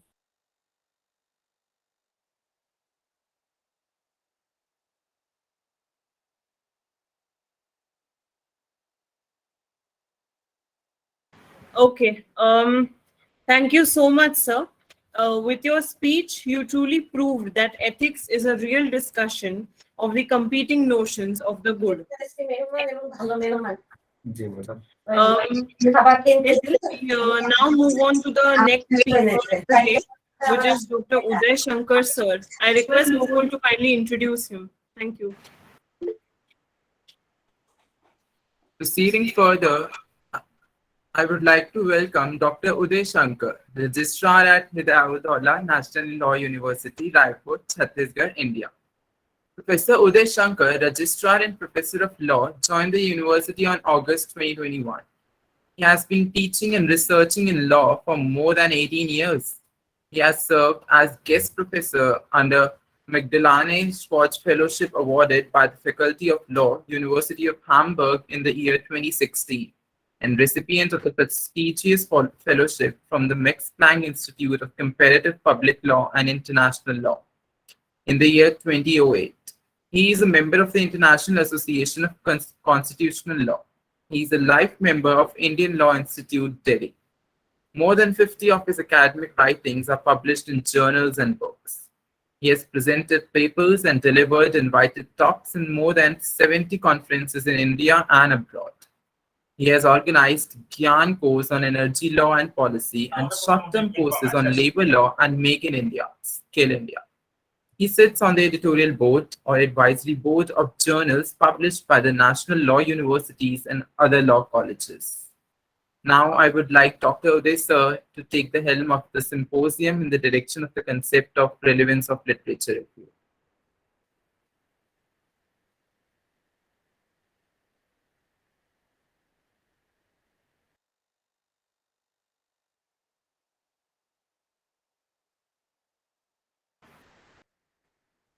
Am I audible?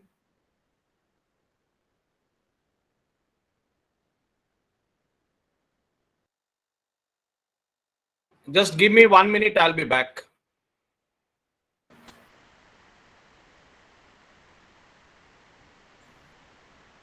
Dr. Vishwakarma, can I leave, please? May I leave now? Mr. Brajesh and Dr. Vishwakarma, anyone here? Yes, sir. Sir, this is Rashmi Dubey, I coordinator have from another Bharati engagement in Vidyapeeth university. College. Admission test is going on, okay? Yeah, sir. So can I leave now the platform for the official purpose? Yes, sir. Yes. Thank yes. you. Thank you. My Thank you pleasure. so much, Thank sir. you so much. Thank you, all the audiences and participants. Best of luck. Good luck.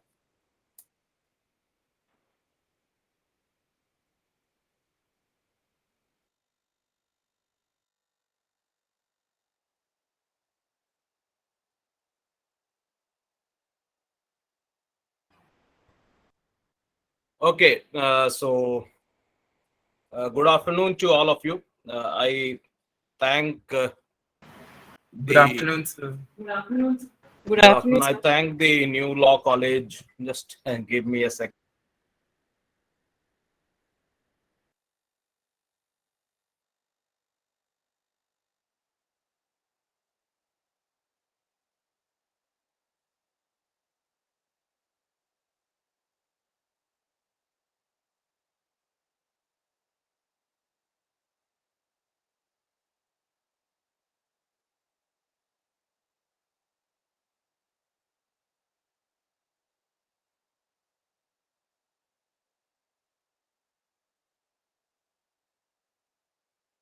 So participants, there is some technical glitch.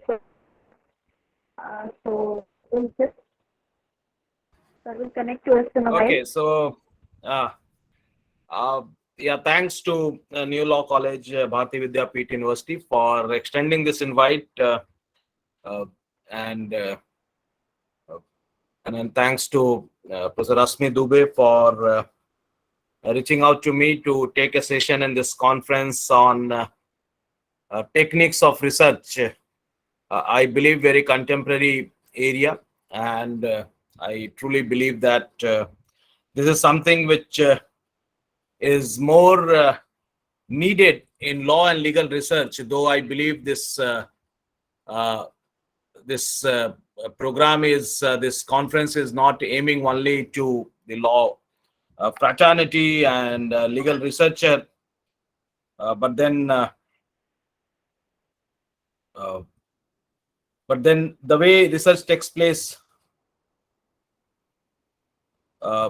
in law, we really need to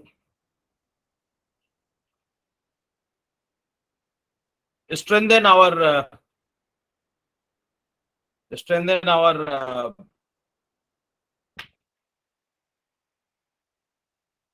understanding on methodology. We need to really develop a very sound approach on carrying out the research. And in that regard, I thought of saying with all of you the relevance of literature review. I'll try to be very brief and try to finish my session in 20-25 minutes, the time allocated by the organizer. Now, when I look at the literature review, the question comes in our mind that what is so significant about literature review? And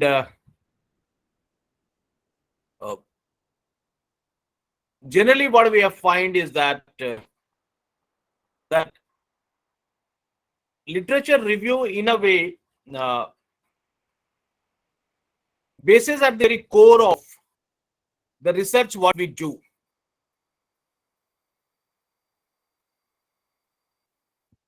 Because we know very well that research builds on the existing data, and that's why it is called as research. So the structural element of the research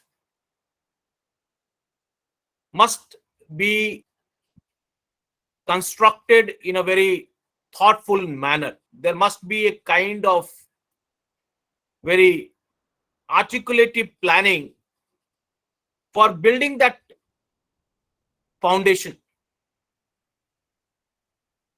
So when we give emphasis to the foundation, as a researcher, we need to understand the significance of the kind of homework which is needed for anchoring the research. And it is in this process of homework we identify the relevant material, and with the identification we try to understand that how in a decided topic other researchers have contributed. This very approach of understanding the contribution of other researchers, you would agree with me, establishes the in-depth understanding of the researcher himself, that how his understanding has developed if he familiarizes with the research of other researchers. So literature review to me is about giving the credibility to your research, because credibility is very important, because that's what gives a sort of not only legitimacy to the research but also to the acceptance. And to me, the acceptance comes from the extensive review of the literature. Review of literature helps in maintaining the consistency, which is the core factor of a good research, and it continues to build a connect with the research done on the subject earlier. So what happens in this process when you undertake literature review? That literature review helps you in identifying the gaps within the information which is available on that subject. That is how we give a lot of importance to literature review. Because if research has to be scientific, if research has to be systematic, then it must be based on the scrutiny of existing information on the subject. And you'd agree that is possible only when a thorough literature review is being undertaken. And literature review also very distinctly places your research with others. So in that context, literature review shows the originality, that what is so unique about your research, because that is what we try our best to establish, that how our research is different from what has been done. And that is possible not, or that is something to be looked at not when you start the research and you are in the middle of the whole research progress. That is something which should be done right at the beginning. When I say right at the beginning, obviously I'm referring to the significance of review. Because the moment you do a good review, that point will clearly get established that the research is original. And you would also find, if you do that research, you would also find that a good review will also help you in proposing methodology, good methodology, scientific methodology.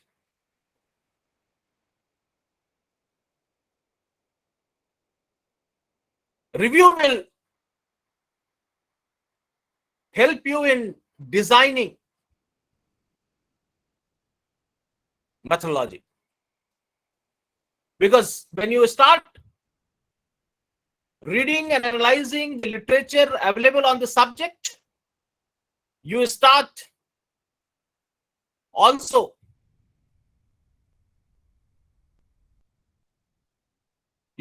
start thinking about the steps to be followed for carrying out your own research. So the proposed methodology to me gets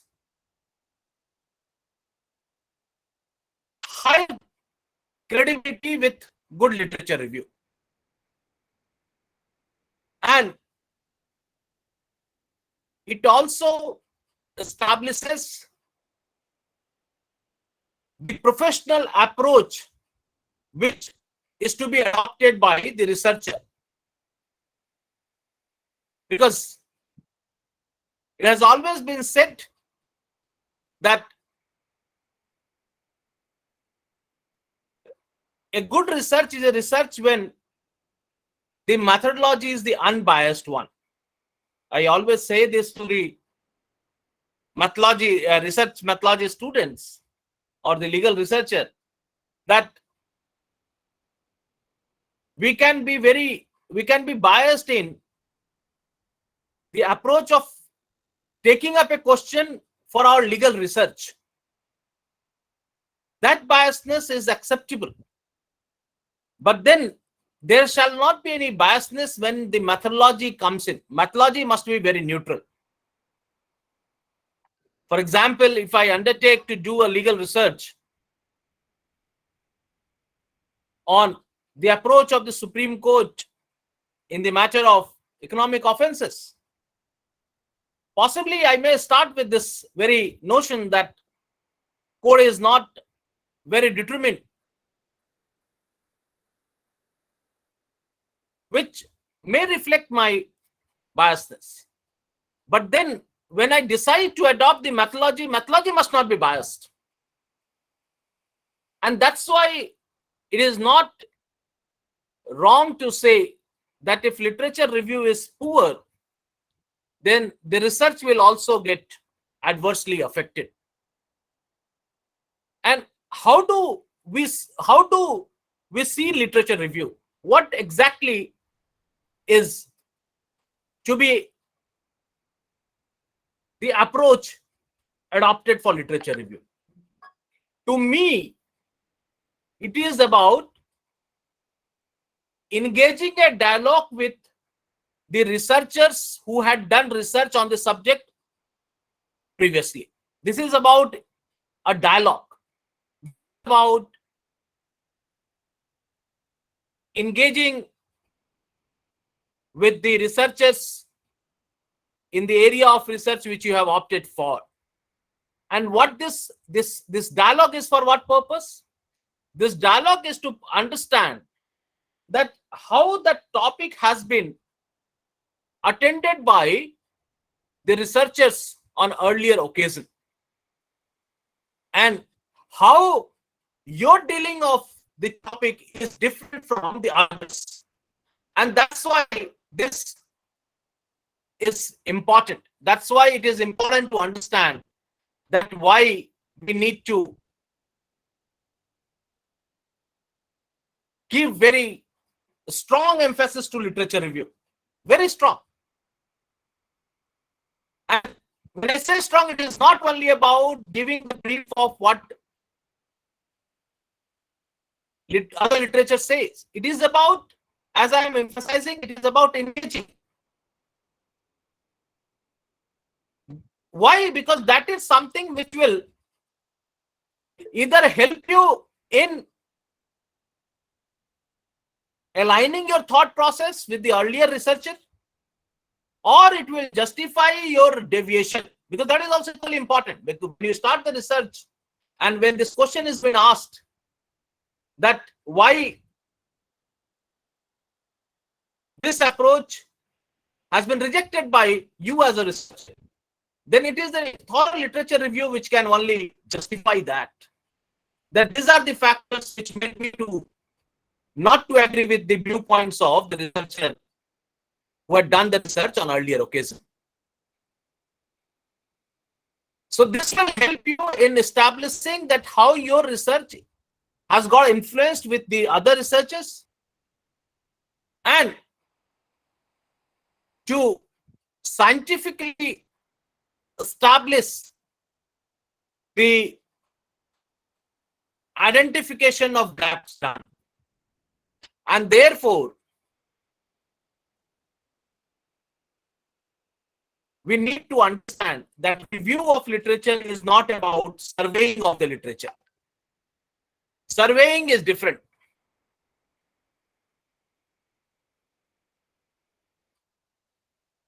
Because surveying is all about having a glance.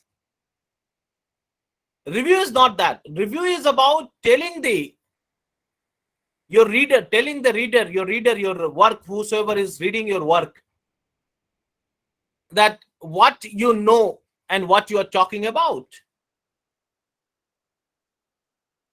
So literature review helps you in avoiding plagiarism. And when I say avoiding plagiarism, as a researcher, you would agree with me that plagiarism generally of two kinds. One, what we attempt to do deliberately. Other one is what is been done incidentally, unknowingly. Possibly you are not aware about that research, and then you copy the research, or you write about the text without giving the references. So this is something which also helps you in avoiding plagiarism.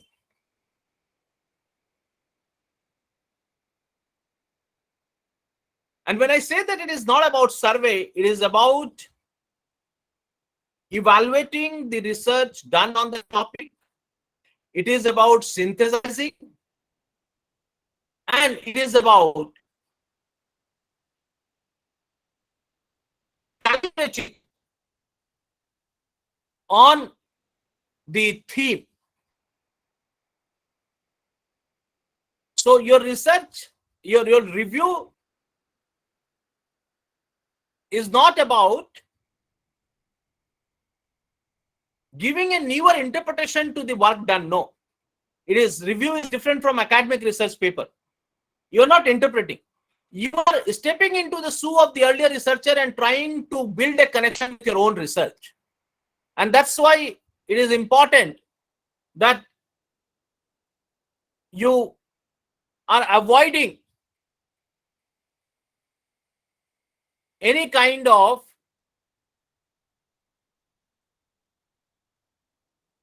lifting the things from the abstract. That is something which we must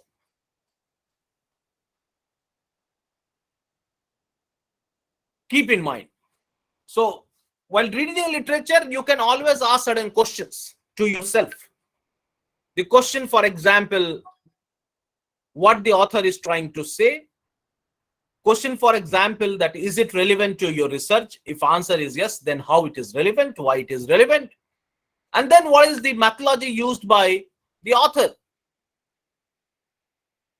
That is something which will help you in being very critical.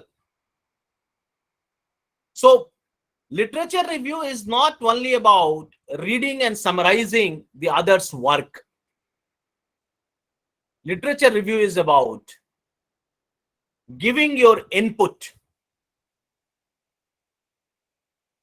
bringing the uniqueness, and that's why you'd agree with me that good literature review also gets published. Literature review alone gets published. So it is about collecting the material, it is about synthesizing the material. So when I say synthesizing, it may not be always a process which is one way. It is a sort of multilinear process, I would say. You look at the literature, you make notes, and then you again revert back to the literature to find out the connecting point with your own research. So therefore, it is not something which is linear in nature. There could be a situation where you need to look back. So literature review, for that matter, is a process, and therefore we must not get confused. We must not commit this mistake of understanding literature review as a task of preparing bibliography, because it may so happen that whatever literature you've come across, all may not become a subject matter of reference. So it is no doubt that literature review certainly helps you in preparing bibliography, preparing in a references for your work. But it is not that that's how the whole story starts, that review is all about bibliography.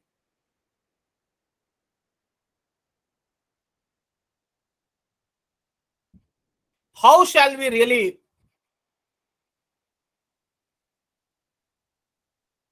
undertake the exercise of review in midst of voluminous material? Because that is something which always bothers us, that on a topic you have very huge literature.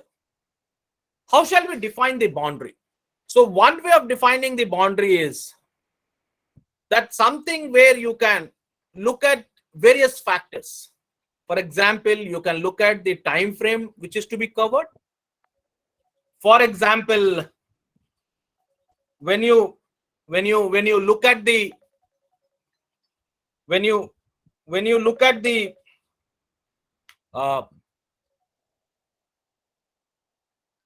when you look at the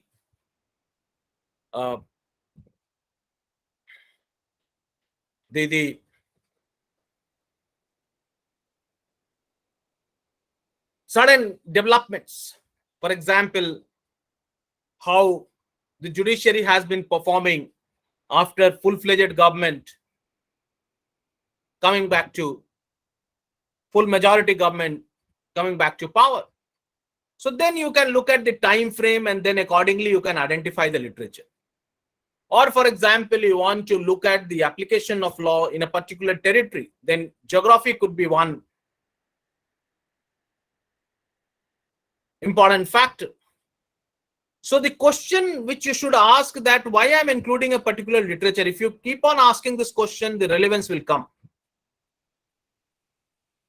And therefore, what is advisable is that when you work on a literature review, you can always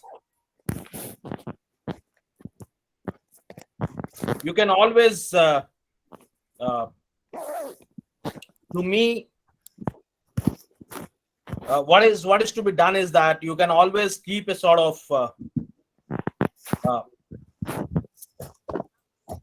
signpost with you. That is something. Signpost in a sense, you take the reader along with your literature. And therefore, in this process, what would happen is that in this process, a systematic review will come up. And that's why it is suggested that one should avoid taking quotes in the literature review. That is something which is not advisable. Do not use the terminologies which are unnecessary or the jargon which is not well known. Because it is true that in literature review, you are presenting others' ideas. But then those ideas are being presented through you and through your literary skill. And that's why you need to understand that how to structure the same.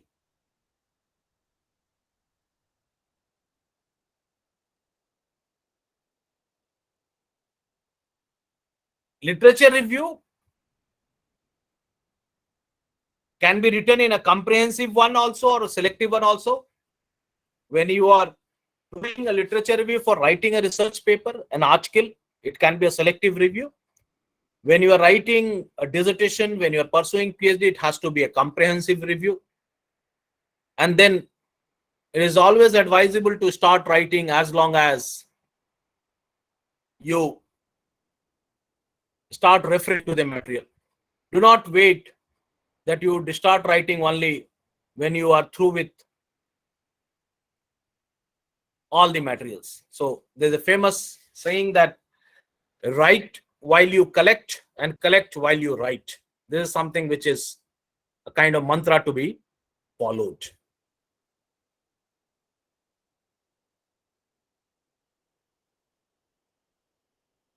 It is advisable that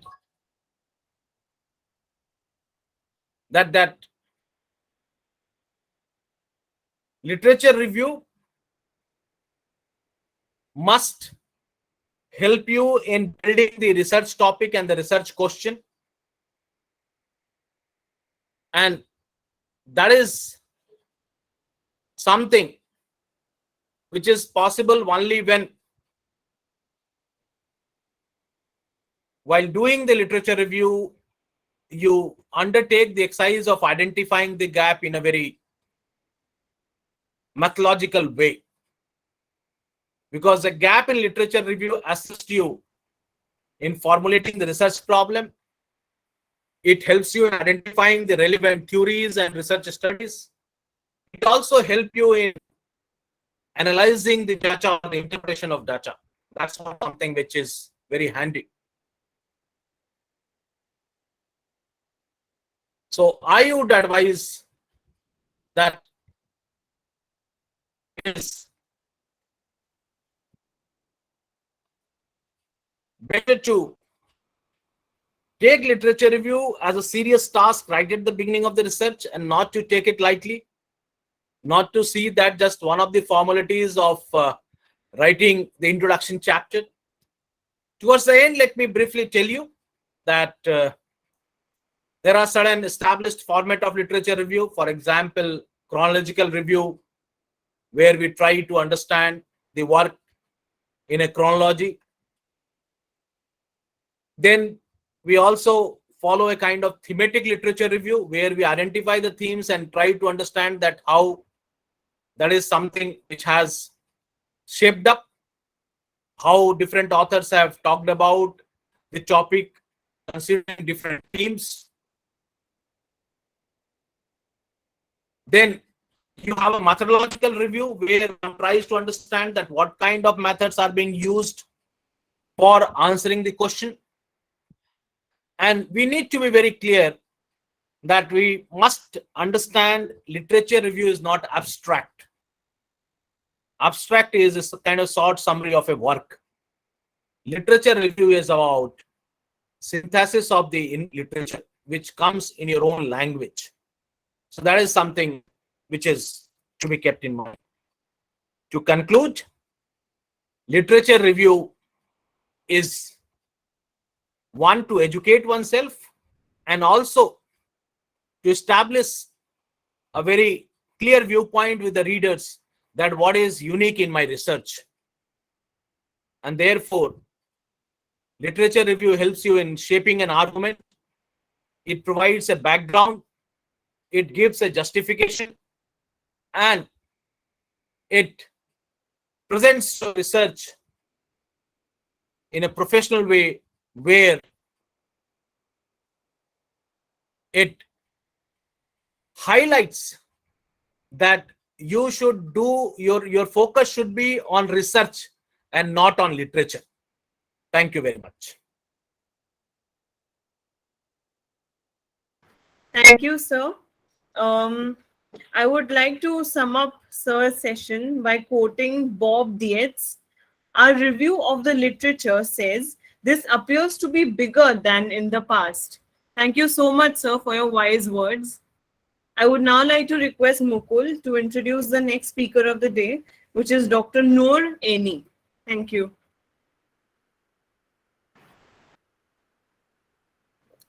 Today, on the occasion of Sadbhavna Divas, or the Harmony Day observed in the memory of former Prime Minister of India, Mr. Rajiv Gandhi, I would like to move further by saying that just as the harmony between the body and mind lets you handle your corporeal movements for a research project, in the same way it is the harmony between the theoretical notions and the practical consistency in this field, which in turn develops exemplary researching skills. So, in order to enlighten our brains with words of wisdom in context to the concept of research and development, theory into practice, Dr. Noor Aini, Associate Professor at Makassar Public University, Indonesia, is present amongst us for the same. She is the board member of the International Social Science and Management Welfare Association, Bengaluru, Karnataka. In sooth, we are delighted to hear from you, ma'am.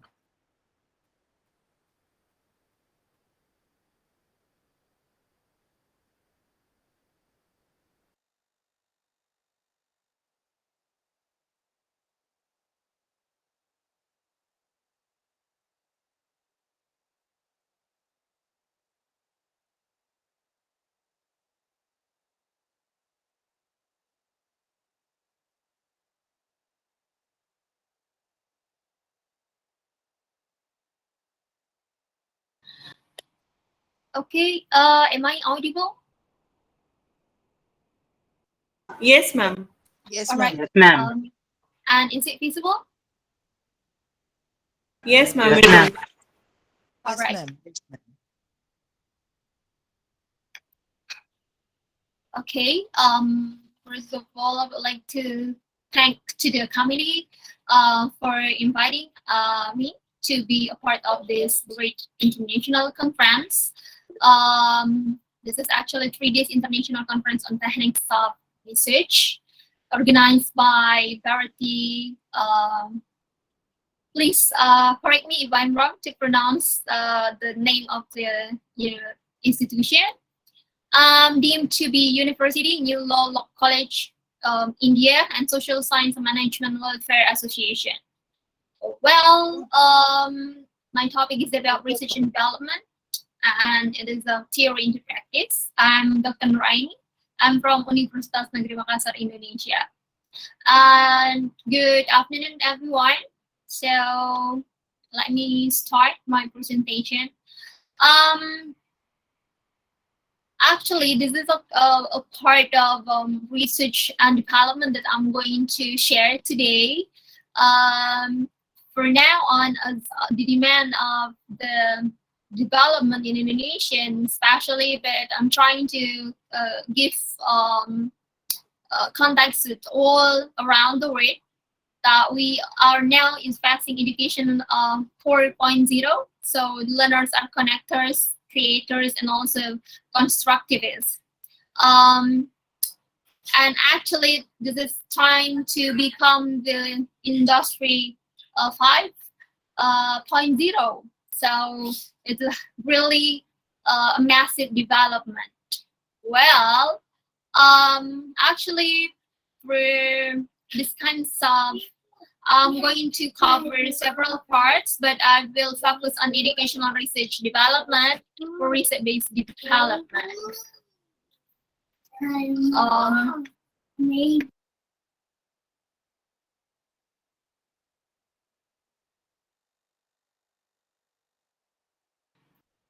Okay, I'm sorry. I got a little bit problem with the internet connection. Okay. I directly talk to this one actually. Security, because actually models and instructional design. First of all, the first question is what is the function of the research? So according to Sugiono 2011 that I'm trying to cite and also adapt it, that about research and development, there are several functions of the research. The first one is need to do. We have to know about something that we need to do. And the second one is need to know and need to choose. So the three things that we are going to answer is we are using research method. So here need to do it is a research and development. We have action research, we have operational research, and also needs method. And to answer need to know, we have survey, we have experiment, and qualitative, and also mix. And also about need to choose, we need to choose about the formative evaluation research or summative evaluation research. Okay, and this is the level in research and development actually. So there are four things or four levels in research and development itself. The first one is researching without testing. So research and development level 1 is we are doing research, but it is not continue by making products and not conducting field testing. So in this case, the research carried out only produces a product design, and the design is validated internally.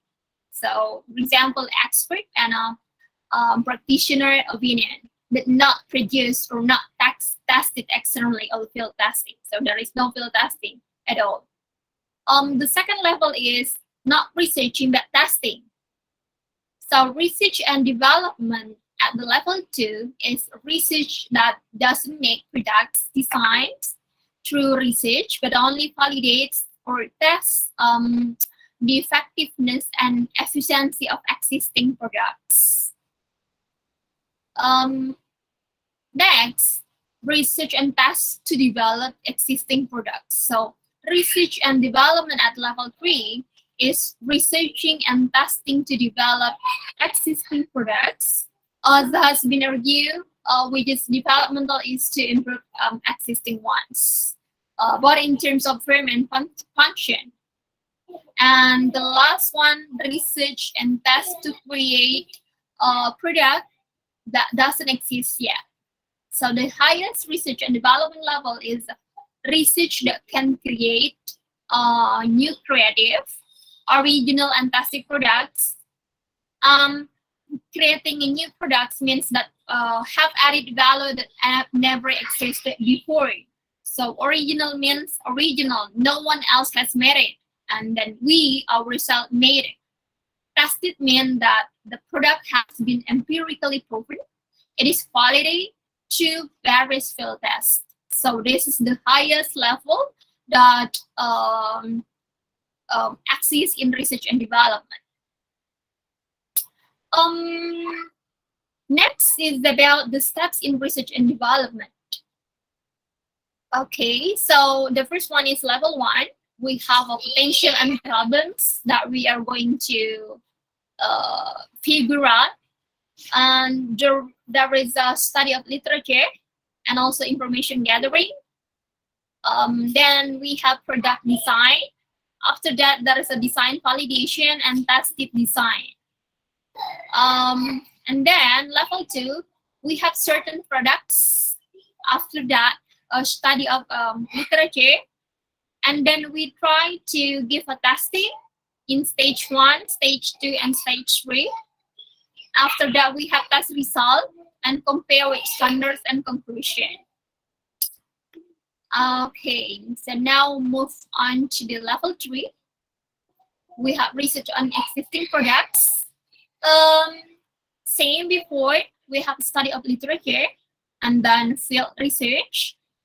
Next is the product development planning. After that, we have internal design testing. So the testing is conducted internally. And then we have a main field trials, product revision too. So there are some revisions. After that, operational field trials. And then we have product revision 3.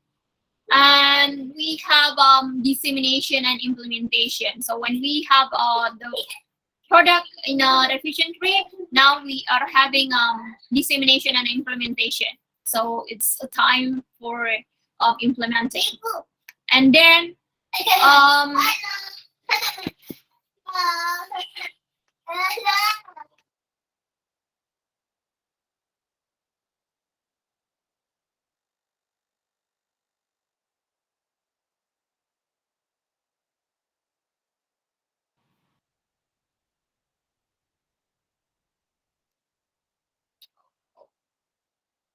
okay.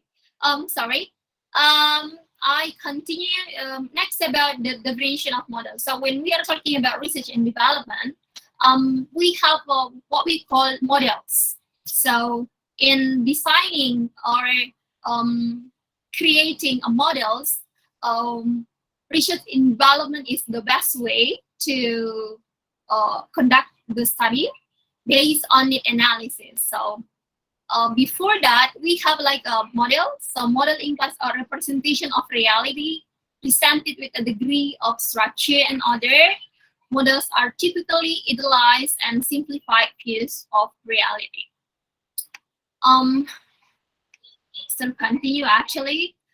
Still about the models, it is a conceptual models according to her. We have conceptual models and procedural models and also mathematical models. Okay, and then we have what we call design. Let us start with the term design. Sorry. Okay. Accordingly, a design can be defined as a due form or a functional representation of any commodity or object of utility. So design can be as a draft, can be planned or blueprint, and also as forming, composing, and modeling of an object of utility. It means that design is about the process and product. So in general, design primarily can be considered as a comprehensive process of forming, composing, and modeling that presuppose multiple working steps carried out by several people. Okay, and then we have a brief introduction to instructional design. So this is the things that I myself and our team, we are conducting the research and development and try to create instructional design for teaching EFL classroom in university level. So we have instructional design. We have instructional and also design. So instructional is a set of events that facilitate learning. And then design, actually it is creative pattern or rational, logical, and sequential process intended to solve the problems. Okay, so what is instructional design actually? So instructional design is the systematic process of translating general principles of learning and instruction into plans for instructional materials and activities. I just take one and then we try to skip it up. Why is instructional design? So actually, why do we have to create instructional design actually? So there is a need for training. The learning events are well designed. And then we have quality training materials are developed. We have also learning events are implemented using appropriate strategies or approach. So when we try to design the instructional, or the materials, we have our learning events are implemented using the appropriate strategies or approach that we choose. And learning events are evaluated to ensure that learning has taken place.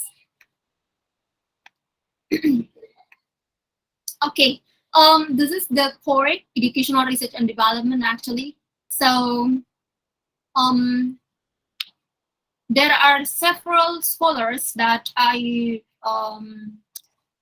try to adapt it here from Borg Walter et al. We have a Gall Meredith et al. And Gay et al. So first, research and development is a process used to develop and validate educational products. And the second one is research and development is an industry-based development model in which the finding of the research are used to design new products and procedures, which then are systematically evaluated and refined field, tested until they meet the specified criteria of effectiveness, quality, and similar standards. And another scholar stated that research and development is the process of researching consumer needs and then developing products to fulfill those needs. So these the things that we conduct in a educational system or a teaching and learning process. So in order to fulfill the needs or the students' needs, we try to conduct the research and development, try to design the ELT materials that's suitable with their needs. And we have fourth, systematic activity combining both basic and applied research and aim at discovering solution to problems or creating new goods and knowledge. Okay, so actually there were a lot of model here about research and development. We have Lamarck Declaration of Learning Designs over here. And then there are several steps of conducting the flexible planning in the field of instructional design. I try to skip it this. Okay. Yeah, this one. A general view of the major components of instructional design. Well, okay, this one, I'm trying to take an organization over here and then analysis of resources. There is what we call need analysis, and this is the important part when we are having research and development. So need analysis is the first step in order to create the suitable ELT materials. So the context is about the ELT materials or EFL materials actually. And there is analysis of the target group and try to have a test analysis. After that, there is the procedure or the things that we conduct, design and development of learning environments. We try to define objectives. After that, we try to generate the learning tasks, and then we choose a delivery system.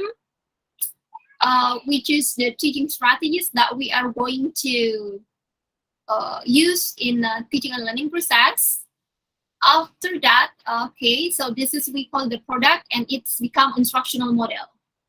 After we design it, we try to implement or apply it in the classroom.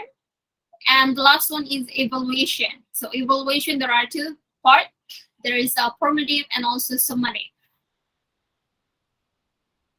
Okay, this is stuff. And another model is the Dick Carey model of instructional design. This is the current model that Indonesian scholars and researchers in collaboration with the other scholars in the world to conduct research and development cells. Okay, this is the Gains 9 events on instruction. I'm gonna share later the materials to the committee. The CAM design model, and this is another model. I'm gonna show you the models that we have just applied actually. Okay, this is ADDIE model from branch 2009. We have analyzed, design, develop, implement, evaluate. Okay, so analyze, we try to identify the probable causes for performance gap. After that, we try to verify the desired performance and appropriate testing methods, and generate and validate the learning resources and try to develop it. Develop that's become a learning resources actually. And implement, prepare the learning environment and engage the students. We try to prepare the teacher, prepare the students, and implementation strategy. And then evaluate, we try to assess the quality of the instructional products or the instructional design that we have already designed or created, and try to determine evaluation criteria, select evaluation tools, and conduct evaluation. So that is the step that we conduct in ADDIE model. Let me show you, excuse me, do I still have a time?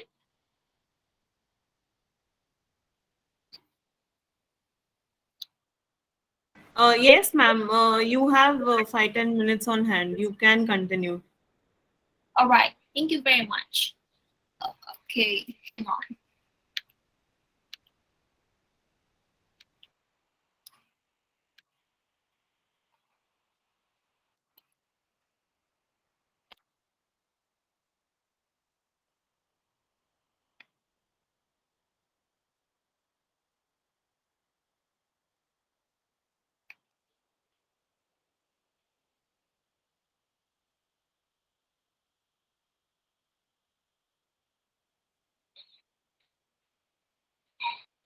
All right.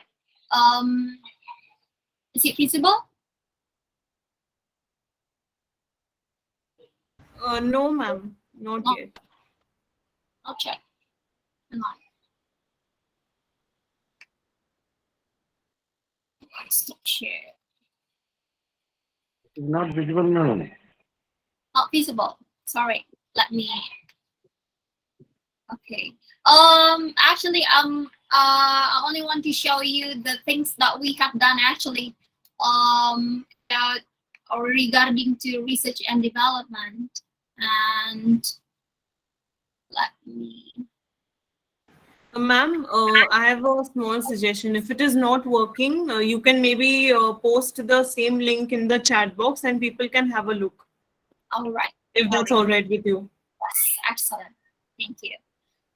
Yeah, I'm gonna share the link in a chat box so everyone can see it. Thank you, the committee. All right, let me. Okay.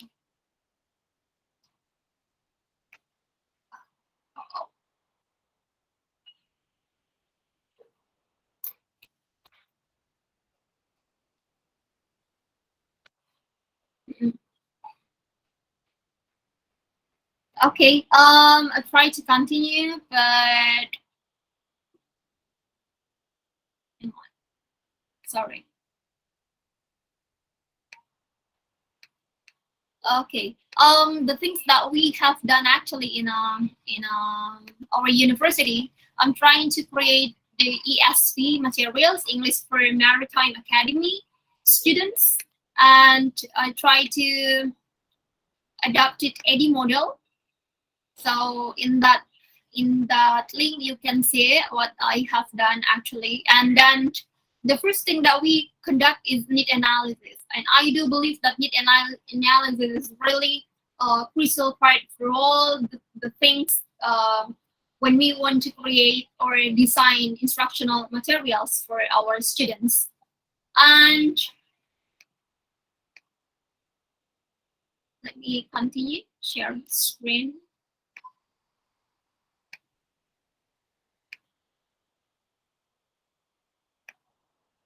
Okay. Yeah. But before that, regarding to AD model here, okay, so we have analysis and data collection. That is the need analysis that I conducted for the first time.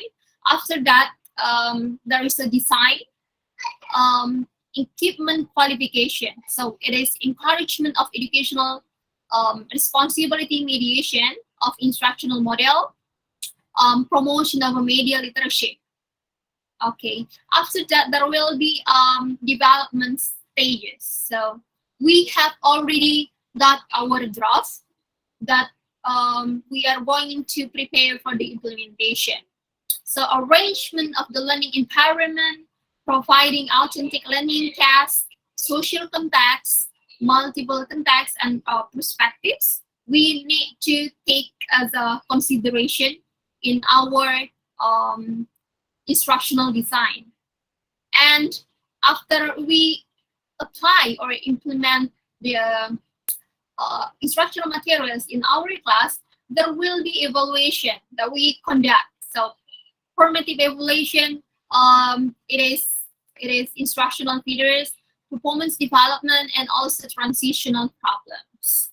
And the last one is we are going to get the product or that we call our instructional design that has already evaluated by the expert, evaluated by the expert that really concerned on our subject. Another model is the 4C ID model, but I will not talk about this one because I'm focusing on ID model actually. Okay, so I think that's all for my presentation. I really want to have a question or any other comment. You may chat me in the chat box, or maybe you can have my email later. Okay, so thank you very much, the committee, and thank you very much for the all participants, and thank you for having me. It's a privilege for me to join with you all. Thank you. Good afternoon. Thank you. Thank you so much, ma'am. Thank you, ma'am, for your informative session. It is always a pleasure to have. I'm so sorry. Am I audible? Yes, you're audible. Okay, cool. It is always a pleasure to have participation of strong women around us. Learning from mind maps and charts could not be more easy.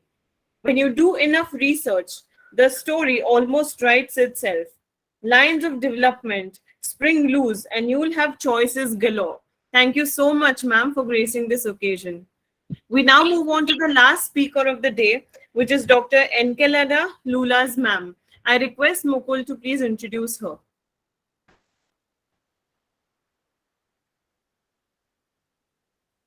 Pearl Buck, an American writer and novelist, has rightly said, if you want to understand today, you have to search yesterday. And in the field of research, where you have to search, and search, if you lack the knowledge of varied techniques and tools, then you'll certainly lose each and every today.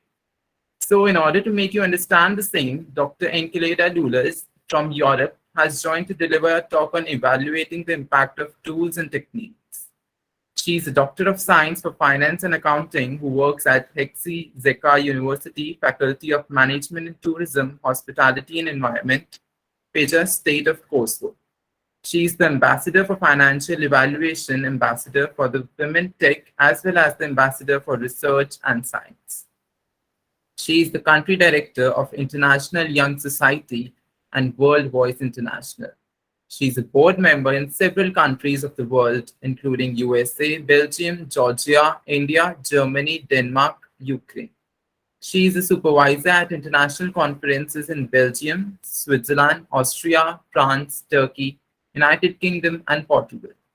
She is a reviewer in several international magazines in Poland and United Kingdom. Furthermore, she is also certified by the World Bank and the International Monetary Fund, and has participated in many summits, symposia, projects, and is a member of many institutions around the world. So now I would like to invite ma'am for the same.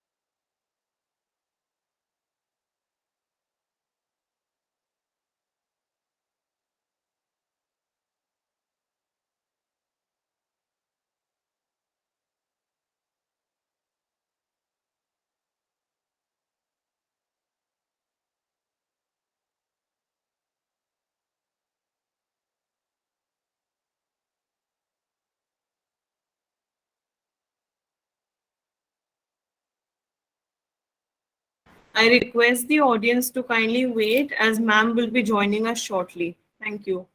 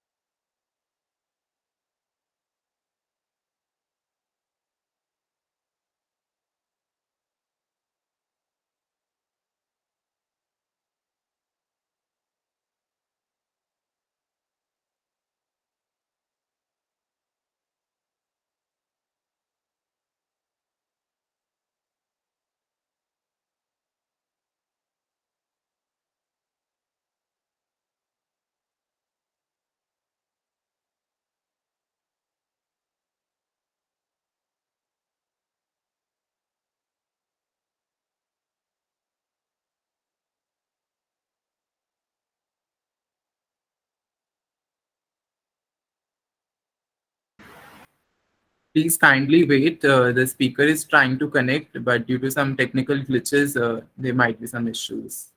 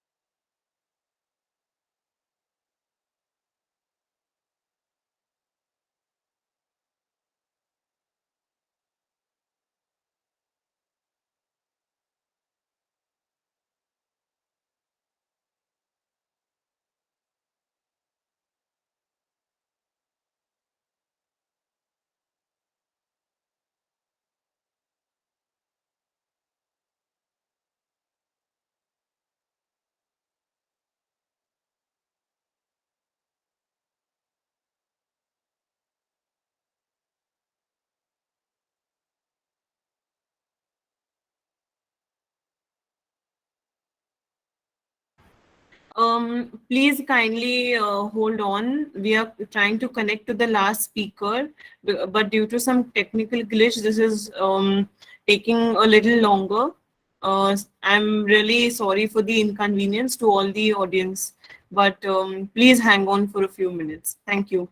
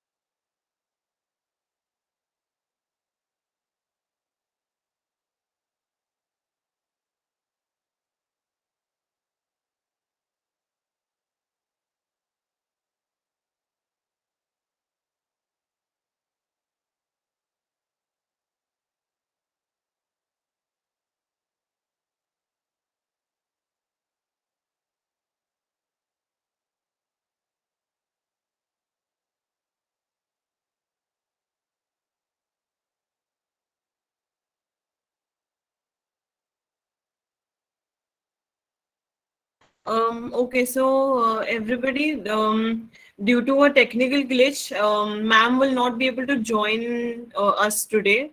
Instead of that, we will hear from her tomorrow. And tomorrow is going to be a much longer session because we're going to have it in two parts, and we also have the paper presentation coming up. So kindly be present tomorrow. And now let's proceed to the vote of thanks. So, with this ends a fruitful second day of our international conference. It was truly a treat to listen to all the speakers. We are privileged to witness this powerhouse of knowledge with the touch of a button. I would like to extend my heartfelt gratitude to our esteemed speakers whose words inspired us all. I also thank BVDU New Law College and ISSMWA for organizing such a pleasant event. I extend my warmest regards to Dr. Ujwala Bindale ma'am for being the inspiration she always is. A big thank you to Professor Rashmi Dubey ma'am and Dr. Devendra Vishwakarma sir for their constant support and encouragement. A big shout out to the technical team for making this virtual event a success. I also extend my gratitude to my colleague Mukul for being a wonderful co host. Lastly, I thank the audience for being so cooperative and encouraging. Do take care of yourselves, and we'll be back tomorrow with new speakers. Thank you and have a great day.